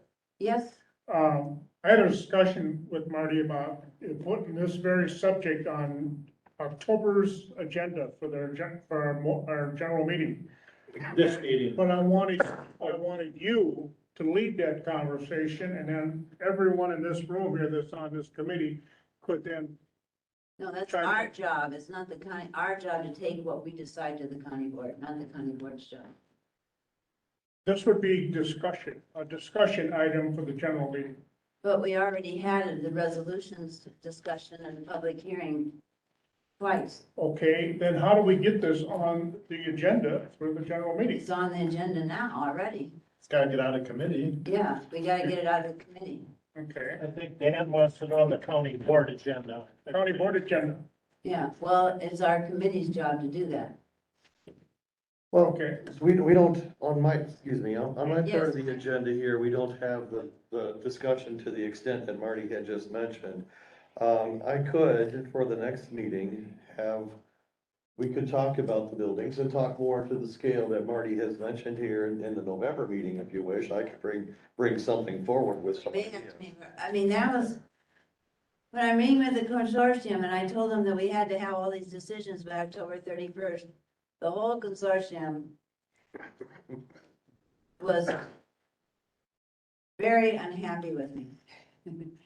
They're like, what are you doing? So we have a whole community that's in support of what you're doing, Mike, and the county is in support of other things, and so it's a really hard position for all of us in every different committee. Can I say something? Yes. Madam Chair? So I just think we have to be careful not to get too far off track of what the county board directed us to do. And that's to look at the land in the buildings, Yes, to see if we can get UW Richland Foundation to put in $100,000 in exchange for us putting in Yeah. $100,000. And getting the UW system to give us a full-time recruiter. that's what we asked for, and that's why we're doing this. That's not exactly what Marty wanted, but that's what this email and this consortium is about, because that's what the group asked me to do at the last meeting. Yeah, does that make sense? About the recruiter. So this is our recruiter part of it. Am I mixing you guys up? I just think the East Hall thing is a good starting point, you know, because I you agree. all brought it up. And it seems like, you know, we could do something with that building, bring in more revenue for the county. Then let's focus on the recruiter, let's focus on the $100,000 from UW Richland. And if there's other stuff we can get rid of, maybe there's something, but October 31st comes soon. And so we gotta, what can we bite off? We don't Well, wanna bite off more than we can chew, is what I'm saying. Well, Sean, just do what we're supposed to do, right? We've already done it for the most part. We come up with 37 grand, did that today. And the 100 grand, you said that's taken care of, so now Yes. we're talking about a full-time recruiter, so let's Right. focus on that and we move on. that's what I'm. The other stuff's gonna keep coming, it's not gonna stop, we're gonna have to keep figuring out ways to do it better, right? And I agree with Mike, next month would be a great idea for him to bring to us what he's thinking. And just keep going down that path, there's no reason, but we do have to have certain things done. Let's just get them things done and continue to work down this path to find the right end result, I Okay, guess. so we got done, what the president said with $100,000 from there. And this, what I'm presenting to you is what you asked me to do the recruiting. So is this okay with everyone, what we've done? Is there any question about that? I mean, if you're not, I'm just gonna go ahead and I'll give you the doodle when the meeting is that okay? Yes. And also, if you want to write a letter of support, I'm working on, I know the Health and Human Services put together an 18-page talking points that somebody got to talk to the group. A friend of mine just asked me to read the 18-page talking points for your meeting. I don't know. That, I I'm just am saying. unaware of So- what you're speaking. I don't know. I'm just telling you that. So I'm working on a talking points if you want to write a letter about recruiting. Is that understood if you want to do that? I'll just let you know when I finish that. So Linda, I remember Bob had said the word consortium at the Yes. last meeting, and I think he wanted to get more people in the room. That's my recollection. Yeah. And so to me, this email is good because it's bringing more people into the room at one of our meetings so that we can discuss the recruiter with the UW system and see if we can get somewhere on that. So I'm just saying I support what you did, and it sounds like a good plan to me. My question, is, I know you said you already sent this email. I know it says late October or early November, so she might take the opportunity to meet in November. Well, I felt it was a little pushy to say we had to meet before the end of October. No, but I'm just saying, that's fine, I think, Yeah. because we'll have a lot of stuff coming at the referendum committee, but I wouldn't want it pushed too much further back. I think we need that No, meeting as I soon as agree. possible. I agree. I totally agree. Okay, I'm gonna move on unless there's nothing. Okay, everybody understands what we're doing as a group? We're following through. Did Bob go to the restroom? Okay. He'll be back. It was Bob's and some of this. Okay, let's go back then to Michael. Okay, current enrollment. I'd like to, before we, Chad, if you could pass these around, you should all take the top 2 pages as this comes around. I'd like to kind of rearrange how this is, my part of the agenda here is, I'd like to start with the building report first. We didn't Yes. do the building report last month, and I think it's pretty critical that we do the building report. You should have a copy of that. Nobody get us out? Yeah, you can just pass it around, please, thank you. You should have, I asked them to send out a copy of this building report, so you should have it in your packet, I hope.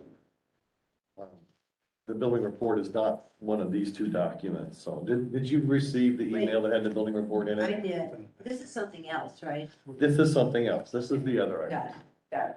Got it. Okay, so hopefully on your computer you have that building report. So there's some things I just want to highlight on the building report here. Because there's some items we need to have action on to have repaired, or we will not be able to turn the heat on in some areas in these buildings. So I'm gonna highlight a couple. So going down to outstanding and current projects. Item 2, the copper top building. There's 2 items in the copper top building. Again, it should be on your computer. Your computer, I It's on emailed the building Building report. report. Building and grounds report. Building and grounds report. REC. Yep. October. Yeah. I don't have that. It's called REC Wait, I October. have a paper copy I'm looking for you, Dan. Just a second. Right there. No. Got it. Yeah, there you go. Right up here on the Told me screen. where to go. It's not on, It's on the- it's not, he didn't send that out. Anyway, I'm looking. so I'm gonna highlight a couple items. Let's start with item 2, under outstanding and current projects with the Copper Top Theater. There's 2 things there that we're having problems with. One, there's a pump assembly on the boiler in the Copper Top that needs to be replaced. And basically, we cannot heat that whole Copper Top building if we don't replace that boiler pump. The estimated cost of that, just to repair the boiler pump assembly piece, is $11,350. Now, there is a concrete component to that equipment. And if some damage occurs to that, that would increase the amount of the repair, for that pump. And of course, Mike from Precision Controls is the person that came out and provided the estimates for the HVAC, the boiler stuff. We found out last week that, we tried to fire up the backup boiler in the Copper Top Theater, in the Copper Top building area. It would not remain running. They tried several times to get that backup going and it wouldn't work. So he's looking at what the problems would be to see how that could fix and how we could fix that and how much that might cost. So we do have problems in the Copper Top Theater with, Copper Top building with heating there. The gymnasium. Also, we have 2 big items there that are a problem, an immediate problem. One is there's an air circulation fan in the gymnasium that would keep, again, right, does what it says, keeps the air moving around so we can get an even temperature in there. That unit, excuse me, does require some repair. We would not be able to heat the building uniformly without it. We could, if we fix the boiler, which is the next item on there, we could still heat the building. It's just that there would be hot spots and cold spots. Cost for that air circulation fan repair is right around, just a little less than $5,900, $55,888. And again, the recommendation from Precision is to make that repair to avoid further damage. We'll eventually lose it. It'll eventually just stop working. Item 3B, in the gymnasium, there's the boiler pump for the pump for the boiler, is leaking. And again, right now, the recommendation is to not turn on that boiler.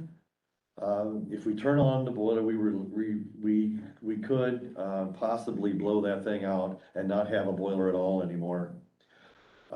Recommendation again for repair is immediate. And again, $5,850.39 was that, estimate. And again, there's some associated concrete work that may be necessary, so that's right around the minimum probably for those three expenses. So when you look at those 3 expenses themselves, just doing some rough math in my head, that gets us at a little over $23,000 in repairs that are in immediate need for us to be able to heat the gym and to be able to heat the Copper Top Theater building. The next item C. Item C under the gym, I have a couple options here. There's a women's coach shower is a pipe broken at the spring. The pipe is in the block. So they had to tear out the block to find the leak in the pipe. So we have 2 options here. One option, let me back up a second and explain. The water shut-off valve is in the men's locker room. So currently, we had to shut off the water valve. So there is, on the women's side of the building in the gymnasium, there's no water at all. No showers, no toilets, no anything in that. Now, there are 2 public restrooms that are still working, a men's and a women's, that are outside of the gymnasium. This is the inside of the gymnasium piece. So, keeping that in mind, one thing that we can do is we can cut the line, cap off that shower for $100 and just not have water to the shower and not repair it. The other option would be to install a shut-off valve on the women's side. That would allow us then to do this repair to the shower. We can put in put in new plumbing in there. That's the cost of right around plus $600 minus, plus or minus $50. And of course, if we did that, repair, the second repair with the shower, we would need to go back and do some of the tile work and things like that so that shower could be used again. So that $600 is a kind of a minimum there on shower cost if we were to choose option 2. The library, item 4 here, we have there's a smaller air conditioning unit that's not working correctly. We do have an air conditioner, a new unit that's the same size, that's in storage. We could bring that out, swap the 2 out for $1,500. So we could make that repair, although now that we're running out of air conditioning season, that becomes less of a priority, so. Last item I have on here would be the science building. We did move all of our classes to the science building, or most of the classes to the science building this fall, and we're doing the same thing for spring. Right now, we do not have any operable drinking fountains in the science building. We're working with the local plumber to try to get an estimate on the cost of repairs. Problems are, it was taken apart in the spring, and our maintenance person isn't with us anymore. No one can find the parts that are missing, and even the plumber can't figure out what parts are missing. So we're still trying to get an estimate on how we can repair those drinking fountains. So they're not the highest priority, but they're a thing on the list that we should get done. And of course, we could always choose to just swap them out completely, replace them with new ones that have bottle fillers that would be more efficient than what we currently have. So Mike, can I ask a question? Legally, are we supposed to have water in every building? we should have. Uh-huh. I asked the instructors to basically communicate with the students that should try to bring a filled water bottle with them from one of the other buildings. And, of course, they could fill a bottle in the sink if they need, in the sink in a washroom if they needed to, but that wouldn't be the best option. That wouldn't be recommended, so. Now, I don't know what your thoughts are. These aren't new items. These are items that have been brought up. We were able to get I believe it was July and August that we were working on getting the estimates for the cost for these heaters, the boilers to be fixed. So that's taken a little while to get the repairs, get those estimates in. But these are the estimates that I've had. We tried to contact several vendors to make these repairs for the boilers. Right now, Precision Controls is the only vendor that we've contacted that is responding to us. Question, Mike, Yeah. the boiler in the auditorium, is that a steam boiler or a hot water boiler? I think they're all hot water boilers. Yeah, because they all run such a small area. I'd have to double check with Jim, but I'm pretty sure they're hot water. Think back to my greenhouse days, and I know when you're doing that boiler system, right, if you don't have an acre that you're heating with a steam, the steam's not very efficient, so. Can I ask a question? Okay, so the foundation agreed to pay 100,000, if they agree to the things. Are we assuming that that we would take these items to the foundation to start to pay? The foundation has this building report. I gave them the September building report that I was not able to give here at the last foundation meeting. I think there's several ways that we can work this. To be quite honest, I don't feel like I should be the go-between person, the middleman in this gig that you have with the foundation. To me, it seems to me like the appropriate way to proceed is to let both groups know of the cost. I can easily give the foundation this building report every month, and then you all need to do the approvals for any repairs. And then you can work with the foundation for paying the bills when they come in. Okay, you know, I ran out something at home. Is this the same report you gave to the Collegium today? This is a report that I had prepared for September that we did not do in September because we were running short on time when we skipped the Yeah, building. no, I mean, I need to know if I have this on my email. I sent this, I sent this Yeah, out it's the other on day here. when But you gave a report to Collegium, a building report. Is that the same report? This is the same report I gave the highlighted for Collegium. Okay, today. because I ran that off and I can't find it. That's. Okay. But I so- sent this out with, No, it's on our folders. yeah, okay. You did everything right. I Okay. just want to know if you also sent it to the Collegium, because then Yeah, they have it. yeah. Yeah, they have it. So, Went out at about 11 o'clock this morning, Linda. yeah, I know, I ran it off because I wanted a hard copy and, look at.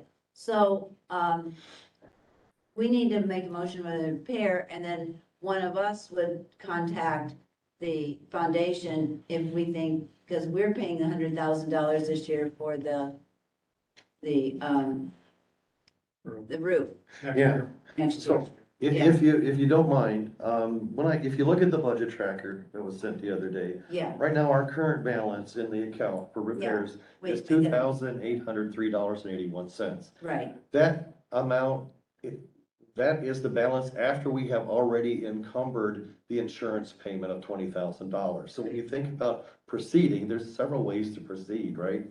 The foundation could get the bills for whatever we needed for repairing these items, or we could go forward, repair the items, and ask the foundation to pay the insurance premium. There's a couple ways, however you wish, right? It's all up to you how you do it. There's I several think ways they to included proceed. for capital things. Where on here? I can't find that, but It's a spreadsheet. I just got a question, what goes on in those buildings now? I mean, how much activity do you have in those two buildings? The Copper Top Theater, they are practicing every night for their fall production. Yeah. So that's busy in there every night, and plus that would include the cafeteria and the, That's the what I food, thought, the the kitchen. cafeteria and everything goes along with Yep. it. Yeah.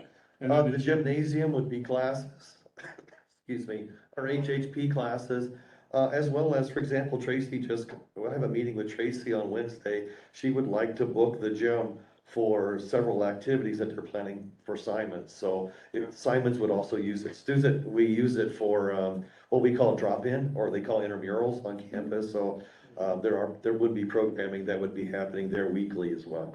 So basically, it's like $25,000 to get all this stuff fixed so that these buildings are operable. Otherwise, they're not going to be. I mean, if you don't have any heat in two buildings, you can't use it in the winter. Well, And then yeah. you'll freeze water, and then you'll do this, and then we'll just create more problems. And I don't know, but I'm assuming the foundation, we can figure that out, but to me, Yes. I think we need to go forward and approve, let's I get agree. this fixed. And I would fix everything but the air conditioner, I guess, in my motion. Mhm. They fix the water lines, get everything to where it's, I mean, it's $25,000, we go forward and then we figure out we talk with the foundation on how, if it's 12,000 a piece or whatever it is.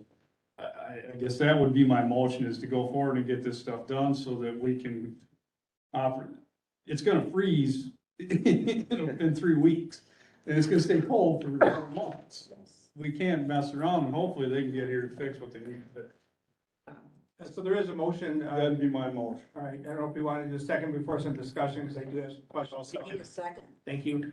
So what is the agreement with the foundation? Do we have anything in writing? Do we have anything? So this could go totally to our expense at this point.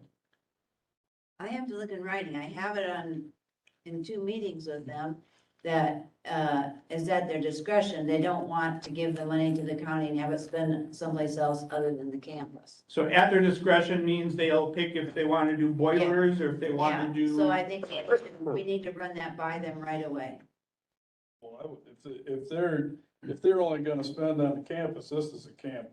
Right, and again, the document I understood was their discretion. I don't know what their Well, discretion. they're very worried if they're not just gonna give us $100,000 to the county, they're wanting to pay things for the campus. Okay. Madam Chair. Yeah, go ahead. Something, so I think we're responsible right now. Yeah, I agree. I think starting next year, if we can get some sort of an agreement laid out, we've got that $100,000 already in our capital program, we borrowed the money, so we're already putting $100,000 into the roof. I believe the budget also has $40,000 in it for the campus, $20,000 for insurance, $20,000 for other costs. for next So, year. for next year, so we're putting in $120,000 next year, so if we could get the foundation to put in another $100,000, detail some sort of an agreement by the first of the year, then I think it's a little unfair to start asking them to pay today. Right, for things right. that are broken. Do we have the money for that 25,000 this No. year? Well, yeah, it comes out of general fund. That's Okay. where it comes out of. Magic. All right, I'm Well, gonna, that's what I it think, is. and then I think I need to talk to Terry because he said he wanted that to start right away, so I need to clarify that. So let's do our motion on the floor. And it would have to go then to the finance committee for the discretionary fund, right? Oh, or it just or this fund number gets spent over. So if we want it to come out of the general fund, then yeah, we'd have to forward it to finance and personnel. If we want to just overspend on our account, I don't believe that's the way the system is, however messed up it is, that's how it's set up right now. Then it comes out of general fund next spring. Then it will. All right. come to- All right. Either then way, it's coming out of okay. general fund. Okay. Do any more discussion? Explain it to me Do you again. expect, Yeah, I had a second from somebody. Second, I seconded it. So is there the potential that the foundation is gonna help us some of this, so we don't exceed our budget on this? Or are we banking Well- on next year's money for this project? The way, okay, there seemed to be, they wanted to start paying right away. Sean's saying, let's wait to pay. I need to clarify that because Okay, they were saying things need to be done right now. And so I don't have it in writing, so I need to get that in writing and then we go. So right now, I think we should take care of it from the county and then we work on that. agreed. And we take the money then from. You can do whatever you want. Well, that's, by But at the end of the is how day- we're gonna do At this. the end of the day, it's gonna come out of the general fund. Whether we do it right now out of the general fund, or we true the books up in March next year, it will come out of the general. There isn't a lot of accountability right now, Bob, for departments that overspend. Okay. We do not keep track of that. Great. This is part of the general fund, the UW, I believe, plant. What it's gonna amount is I'm gonna write you just a nasty, heartbreaking letter, Bob. I'm making my life back, and then try to find some money for it. We do understand. Yeah. Because at the end of the day, it's the properties that we own, I think everybody's gonna shake their down on the $25,000. And that's why we're trying to figure out how to get rid of them or do something. Is there capital improvement money and any borrowed money over the process that's left over to work with? My this? brain is looking to see what might be left in 75 to close that out. We did some projects there that had fallen through our budget for the courthouse.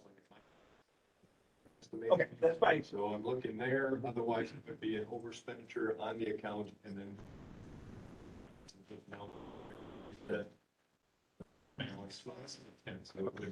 I think it's automatic.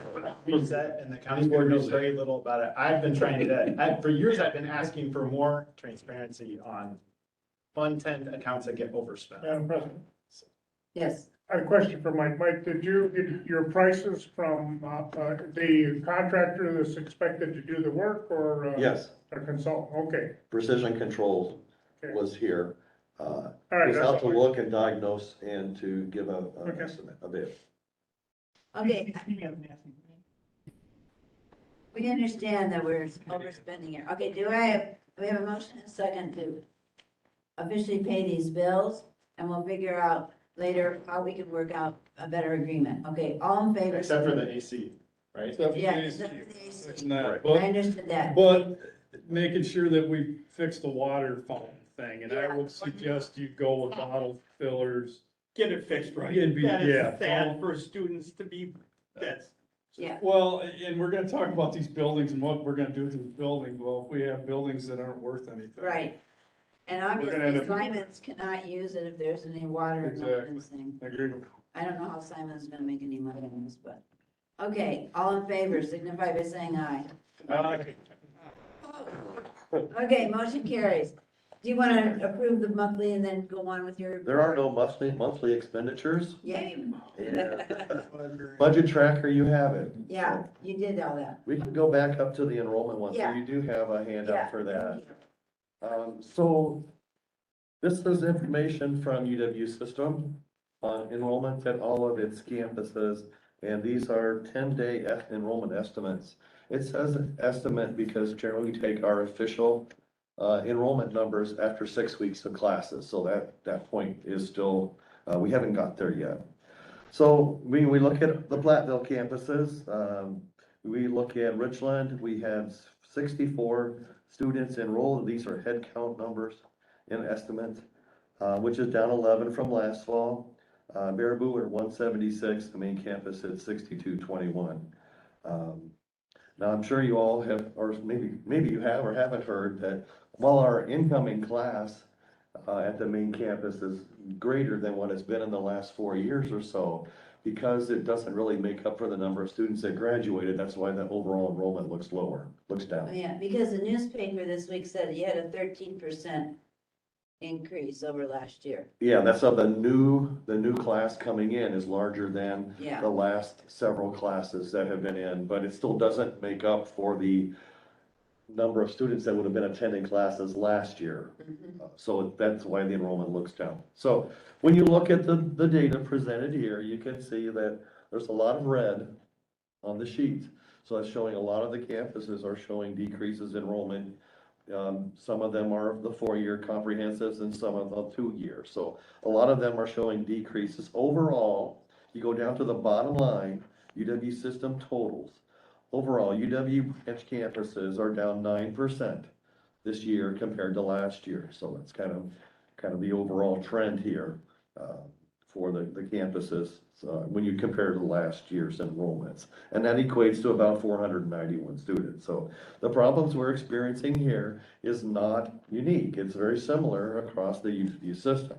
Of course, it hits us here pretty hard because we start with a low number. So, you know, anyone we lose, right? We feel the effect of that. So just wanted to make sure you had all these numbers available to you. These were released by UW system, I think, a couple weeks ago. Did you have a question? No, thank you, this is good. Okay.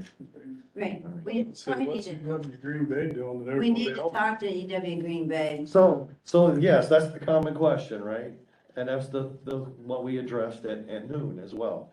So there's two things we can think about. One, UW Green Bay had a very close relationship with those 2-year campuses before the collaborative integration occurred in 2018. So they had a head start, if you want to say that. They had a head start on the rest of us, especially us.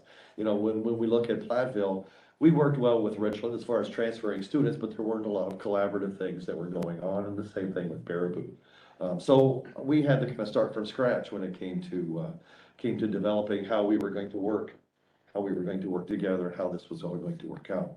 The other thing that we have learned is that with the Green Bay numbers, there's still some question on how many of those are college level students and how many of those are dual enrollment students. UW Green Bay has a very successful dual enrollment program.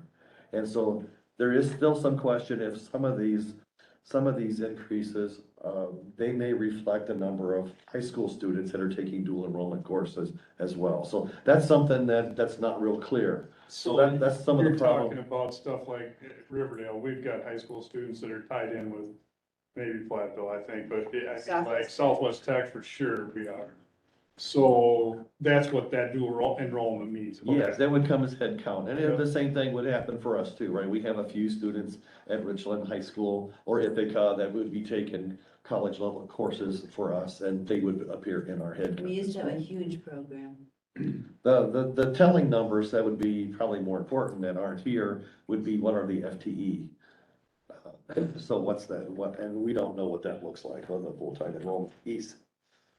Point of information, Madam Chair. Yes, Since we're talking about our dual enrollment program, we did have one, but they do bring a very different kind of revenue source and a very much smaller revenue source than we would have had. The other thing important to remember about Green Bay is that they're in a major metropolitan area, and they just have a scope of people that we wouldn't be able to replicate even if we were at the same kind of level. So I just want to be honest about that. but is Marinette in a major metropolitan area? I'm just saying that they have the infrastructure to build those high school relationships. Yeah. I think the other thing that's important is these are a comparison to last year. So you could have a bad year, and if a bad year is followed by a really good year, your numbers are gonna look those percentage numbers are gonna look really high or really low if you have a good year followed by a bad year. So that's one reason why whenever I talk about enrollments or whenever I talk about during the recruitment season, talk about how many how we're doing as far as number of students that have submitted applications and so forth. I've been giving you a 3-year comparison to a 3-year average, which is gonna be a lot more stable than just comparing to the previous year. So what, just, Madam Chair, just a Yeah. question. What is the university system, how do they feel about this? I mean, if I'm sitting there and I'm looking at all my satellite campuses are in the red and they're double digit in the red, except for Green Bay, that's the outlier, but the rest of them pretty much, maybe a few of them aren't, but for the most part, all them satellite campuses or 2-year campuses, whatever you wanna call them. I mean, you can't keep taking that type of decline in enrollment. I mean, at some point, there's a business decision, right? I mean, and I'm sure that has to be talked about, maybe you guys can't talk about it, but it has to be on their radar, right? I think it's, yeah, I think any of us would be concerned, right, if we were showing, we, the same concern that we have here, right? That we Yeah. wanna try to do things to build enrollment, so those are the types of discussions that happen, there's what are things that can be done to build enrollments, and I'm may or may not be in those discussions, kind of depending on what level it's at, right? So, yeah, I know that at the UW system, like at Platteville, we have a lot of new leadership. And what that means is they're just getting their feet wet in some of these issues. Certainly, there's some transition that happens and people are aware of what the enrollment numbers look like. President Rothman is new, or our current chancellor is. But the topics that he speaks about when he speaks is around dual enrollment and recruitment of that high school population, serving grads and making sure we're not losing them to other states. He talked a lot about adult education programming and online education programming. So certainly we're aware. It's not Yeah. news. It's just a question of what direction do we take it? correct. That's what I'm asking more about the direction, because Yeah. there comes a point where the rubber meets the road, right? I mean, if it's not it's still a business, everything's a business at some point. And I guess my question is how long do you take double-digit losses and continue what you're doing? Right. Well, and the other thing that President Rothman mentioned when he visited with us in Platteville is that August, Carrie? Yep. Yeah. He also mentioned about creating a niche, right? What is your niche for the campus? And that's one thing that we've been trying to do is create points of differentiation between the 3 campuses so that it makes the recruitment, I don't want to say easier, but maybe clearer. This is what you're getting if you go to Richland. This is what you're getting if you go to Baraboo. This is what you're getting if you go to Platteville. And trying to create those points of differentiation. I agree with that 100%. And those are things we're working on. One of the huge points that, has to be done with, recruitment is showing that it's $2,200 to go for a semester here. I mean, Right. compared to the Yeah, It's a 20,000 big that Madison that's huge. right. There's a lot of And kids who now could actually pay for their first 2 years by working part-time and going to school. And I think, Wait, that's that's a 4,441 is a whole semester, or is that a whole year? 44. these are the tuition page that I put out, that's for a year. Okay, And that's just tuition and fees. But they don't have room and board on here either, like, no. other schools, but on the other hand, you don't have room. Well, those are items, those are things we talk about, for example, when I go on the radio and talk with Ron on Friday mornings, on the first Friday of the month. We hit hard that the Richland Promise Scholarship, the fact that it's amount, that it's renewable, and we also plug into that conversation. Well, considering a roughly $5,700 enrollment, this is how much it knocks off. When those scholarships knock off. We also, when we talked about scholarships awards this spring, and I think also during the summer, we talked about the awards banquet or reception that we had. And I indicated in the interview, this is what the average award was for a freshman. It's more than $1,200. The average award for a continuing student is more than $1,200, right?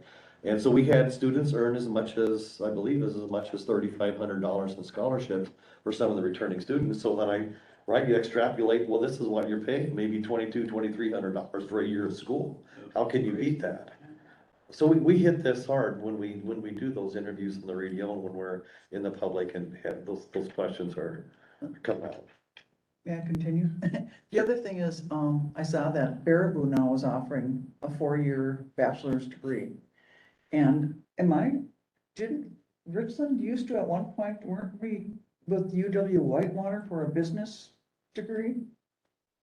Well, you started, a year ago, you were offering a bachelor's This degree. is the first time, I think. So this fall was the first time that the BBA in management was offered at Baraboo. There was a bachelor's degree, Carrie, I can't remember the actual. Yeah, there was a different, Position to professional studies degree, which is degree complete. Yeah, that was here at Richland. yeah, and that's something that we'll be able to continue to do. Yeah. We're just working on the marketing materials for that. I like it, the thought of, and this is up to you guys completely, but I like the thought of, this is a campus for, and I'll just say nursing, for example, and all your nursing students at UW Platteville go to this campus. And this is where they come and spend 4 years and they get it done and, or whatever that is. But to some type of level that way, and I'm not a marketing person by any means, but to me, then you get a certain student, you know you're getting a certain student, they're paying a certain amount, they get through it, you know what I mean? And that's where they go. They go there for 4 years, they go. You know what I mean, or they go to work, whatever. it is. Well, and so this year, well, I don't have the exact numbers with me, I was going to get them in time. We've seen a little uptick in the pre-engineering associate degree here. Got to meet with several students the other day that are in that program. So there are those interests there in engineering, and the discussions are happening. Again, more what type of programs do we roll out and where are we gonna roll them out? The thing that we can do the fastest is rolling out programs that are either similar to or related to programs that already exist, because the program approval time takes a long time. And we just don't, right now, we can't spend that time. We can work on those things, but we need to have things that we can roll out quicker. Unlike other businesses that have higher increases. I agree. There's a lot of variables at stake here. I agree. Yeah. That's not an easy time for anybody in that aspect. Okay, this is really very important. Thank you. And the comparison is very good to have. Yeah, and I know, I think Linda, when you emailed me about it, I did send others. So if you go onto the website, UW Platteville original website, you can hit at least what the undergraduate rates are for the original campus. I looked, item C, the tennis courts and that. So the Collegium met here at noon, and what we talked about there is that the Collegium supports renovation of the tennis court areas. And so what I want to need to do then is to talk with Dwayne Simonson and see where he's at and what he needs to do. Preferably, we'd like to see the whole tennis court area renovated. Just renovating it for pickleball and then the other two areas not being very usable is really not a good game plan to go for. But the next step I have to do is meet with Dwayne Simonson and see what his group is planning and see if we can get. Oh, that's good. So the campus decided we should go ahead and meet with them. Yeah, the campus is in favor of renovation of that area and maybe one of the 3 courts for pickleball. And it would really be great if the other 2 tennis courts could get renovated as well, because we do have Gail Hoffman teaches a racket sports course. And so they would go through racquetball, pickleball. Right now, one of the courts is set up so that it could be a temporary pickleball. It's lined so that you could have 2 pickleball courts on it. You just take down one net, you put up a temporary net, and then all of a sudden you have 2 pickleball courts. So if they only want to do the pickleball court though, will you go along with that? Well, it's not the preferable thing, but we'll just have a chat with him and see what he's proposing.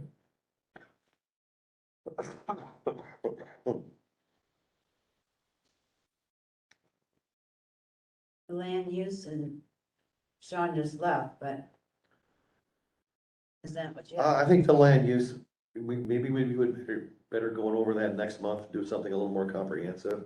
Okay, I'm not quite sure what the lands areas he means. I started working with the outside areas, I guess, that we have over there. But it would probably be better if we did something a little more comprehensive next month. okay. And then the item E, maintenance priorities, those were handed out earlier in the year. Those haven't changed other than what I've given you in the building report. And again, when it comes to the capital items, I think what you run into, right, is hopefully you can get the one done for next year, and then you reevaluate to see what the heck is going on, and if you need to reprioritize or whatever. So that's an ongoing thing. I know Clinton asked to meet with us early on in the calendar year to revise those if they need to be revised. Point of information, Madam Chair. Yes. Sorry. No. You know, I appreciate sort of the long list of updates, and I'm just trying to understand for me what's most important for Assistant Provost Compton to spend his time on next month. You know, I think land use is a big deal thing, but Marty, I'm sorry, I don't know his name. That's Was okay. sort of talking about sort of other plans related to the future of the campus, and given that we have two campuses that Assistant Provost Compton runs, I just want to be cognizant of his time. He's more generous with you than perhaps I am. What's most important for you all to hear next time? Yeah, it is. Well, I think, that's a very good question because he's the one that is in charge of getting this list done. And Flatbill's decided that he could get it done, so if you're saying that he can't get it all done, that's sort of interesting in itself to me. No, I think what they're just looking for focus, what do you want, every month, like. what do you Okay, well, want? we want to know what needs to be done with the capital. We know we're working on what needs to be done to move, that East Hall. We have all those. I give him a list when I send it out. He decides what, we discuss that back and forth. So I think we do that, don't we? Glenn? We do. Sometimes it gets a little close to due date. Yeah, Because realizing that I'm not the expert on all of the items, I have to sometimes go out and either recruit somebody to be here or to cover an item or to just have enough time to dig it out. It works easiest if we would come to the meeting and have a list of things for next month and decide it at this meeting. well, I think that's always hard to know because we learn things during the month. I mean, I had sent you several emails earlier in the month and you did a good job with all those. Right, I'm just saying that a bunch of items came up during today's discussion that he has to go back and do work on, and then it sounds like the rest of them in your mind are just sort of running reports that you'd like, is that correct? Most of these are running reports. So can we just go over the list and put some priorities to it that we have currently All right, for next month? and we may add more because Well, we're always gonna add more. What's right? happening? You know what I mean? I mean, there was, well, we want to go over what's happening with the maintenance. So I would think that, yes, the building and maintenance report is something that Number needs to be one. done every month, and it really probably should be the first thing we talk about. Right. And we're always talking about, what's happening. yeah, but okay, so if I'm just looking down this list here, Well, okay, I mean, I don't know, but this one list here for this month's late, for example. Building and grounds, you talked about that, you need to look at that every month, yeah. we have that on the agenda every month. Yeah. I don't know why this is. Well, I think it's the extra stuff, right? So Marty wants to know what you're gonna do with 3 buildings that don't have any use in them. That was a question that was brought up today. And then the east- Well, that's his decision that there's no use. That's not our decision. Understand, but this is work that's, Mike gets thrown, I mean, we're trying to manage his time too, right? To some degree, or expectations. The East Hall thing, I think, is the top priority, right? I mean, that part there is East Hall. I would say if East Hall was done for next month, that's a big deal to get what it's gonna cost to do that move. As far as that outlying buildings, that's something that's to me is more at the bottom. Right, so if you get to work on that, you work on, but it doesn't say, well, I didn't get anywhere this month. And all the rest of the stuff is normal, right? Right. It's all normal stuff. So them were the really outliers. The East Hall thing is the concern, I would say, unless something else comes up with Linda for the next month. I mean, she might have another list, but I get what you're saying. You want us to provide you with some direction for the next month to what to work on. So it gives you a month's worth of time to get it ready. Because when you think about my time, I do this in Baraboo next week, Yep. right, so. And poor Adam, you know, he's doing it all over the place. I'm only doing 5 counties, so Yeah. it's 5 times a month, so. Well, obviously Platteville thought you could do the job. Well, I don't think I that's mean, the I think question. he is too. I don't think that's a question, it's just a matter of expectation. And that it's just that there's a lot going on in your discussions, and I just wanted. Well, we're having a lot right now, Carrie, because we're under this gun of, and so our meetings are going much longer just because of that. Okay, Mike, do you have more things? No, I think, if there is a recruitment update, I can do that. There may not be one yet. It just depends on when that starts getting posted. Okay, But then I'll focus on building and maintenance reports with the expenditures. I don't foresee a lot of those, but, so I'll focus on what is on this list, items F, G, and H is the first 3. And then Adam and I will work on East Hall and I can, we can see, report on an update there. okay. John, do you have a lot? No, what I can say, Linda, is, you know, because this ended up on the agenda and we hadn't talked about it ahead of time, and I had, you know, a bunch of stuff at the end of last week, so I couldn't really prepare very much. Next month, if you would like, the university's director of marketing and communications, Ben Jen, would be happy to, you know, to give a presentation at the next meeting on the university's marketing plans for Richland, and talk more about that if you think that there's time on the agenda. Well, we'll talk about that. We'll see how long the agenda is. Great, yeah. before we use it. He's got it on his calendar and you and I Okay. can stay in touch. I'm just gonna add that tonight we have a love of learning lecture at the campus. And John and I will be working on that together. And it's, you know, several years of Renaissance art, so I hope that you'll all attend at 7 o'clock. Meetings. What? Going to my school board meeting for me, Linda. I will run it for you. I'm gonna run this one for you. That one, I mean, I'm doing the. Thank you. learning. Okay. Thank you for coming. Okay, items for the consortium meeting and next November 14th meeting, we already did that. That's on the agenda, but we just did it. Any other items for that consortium meeting? I sent you guys an email asking, but I guess we got the gist, and the consortium has a lot of questions, so thank you for suggesting that, Bob. You're welcome. Anything else? I don't have any correspondence.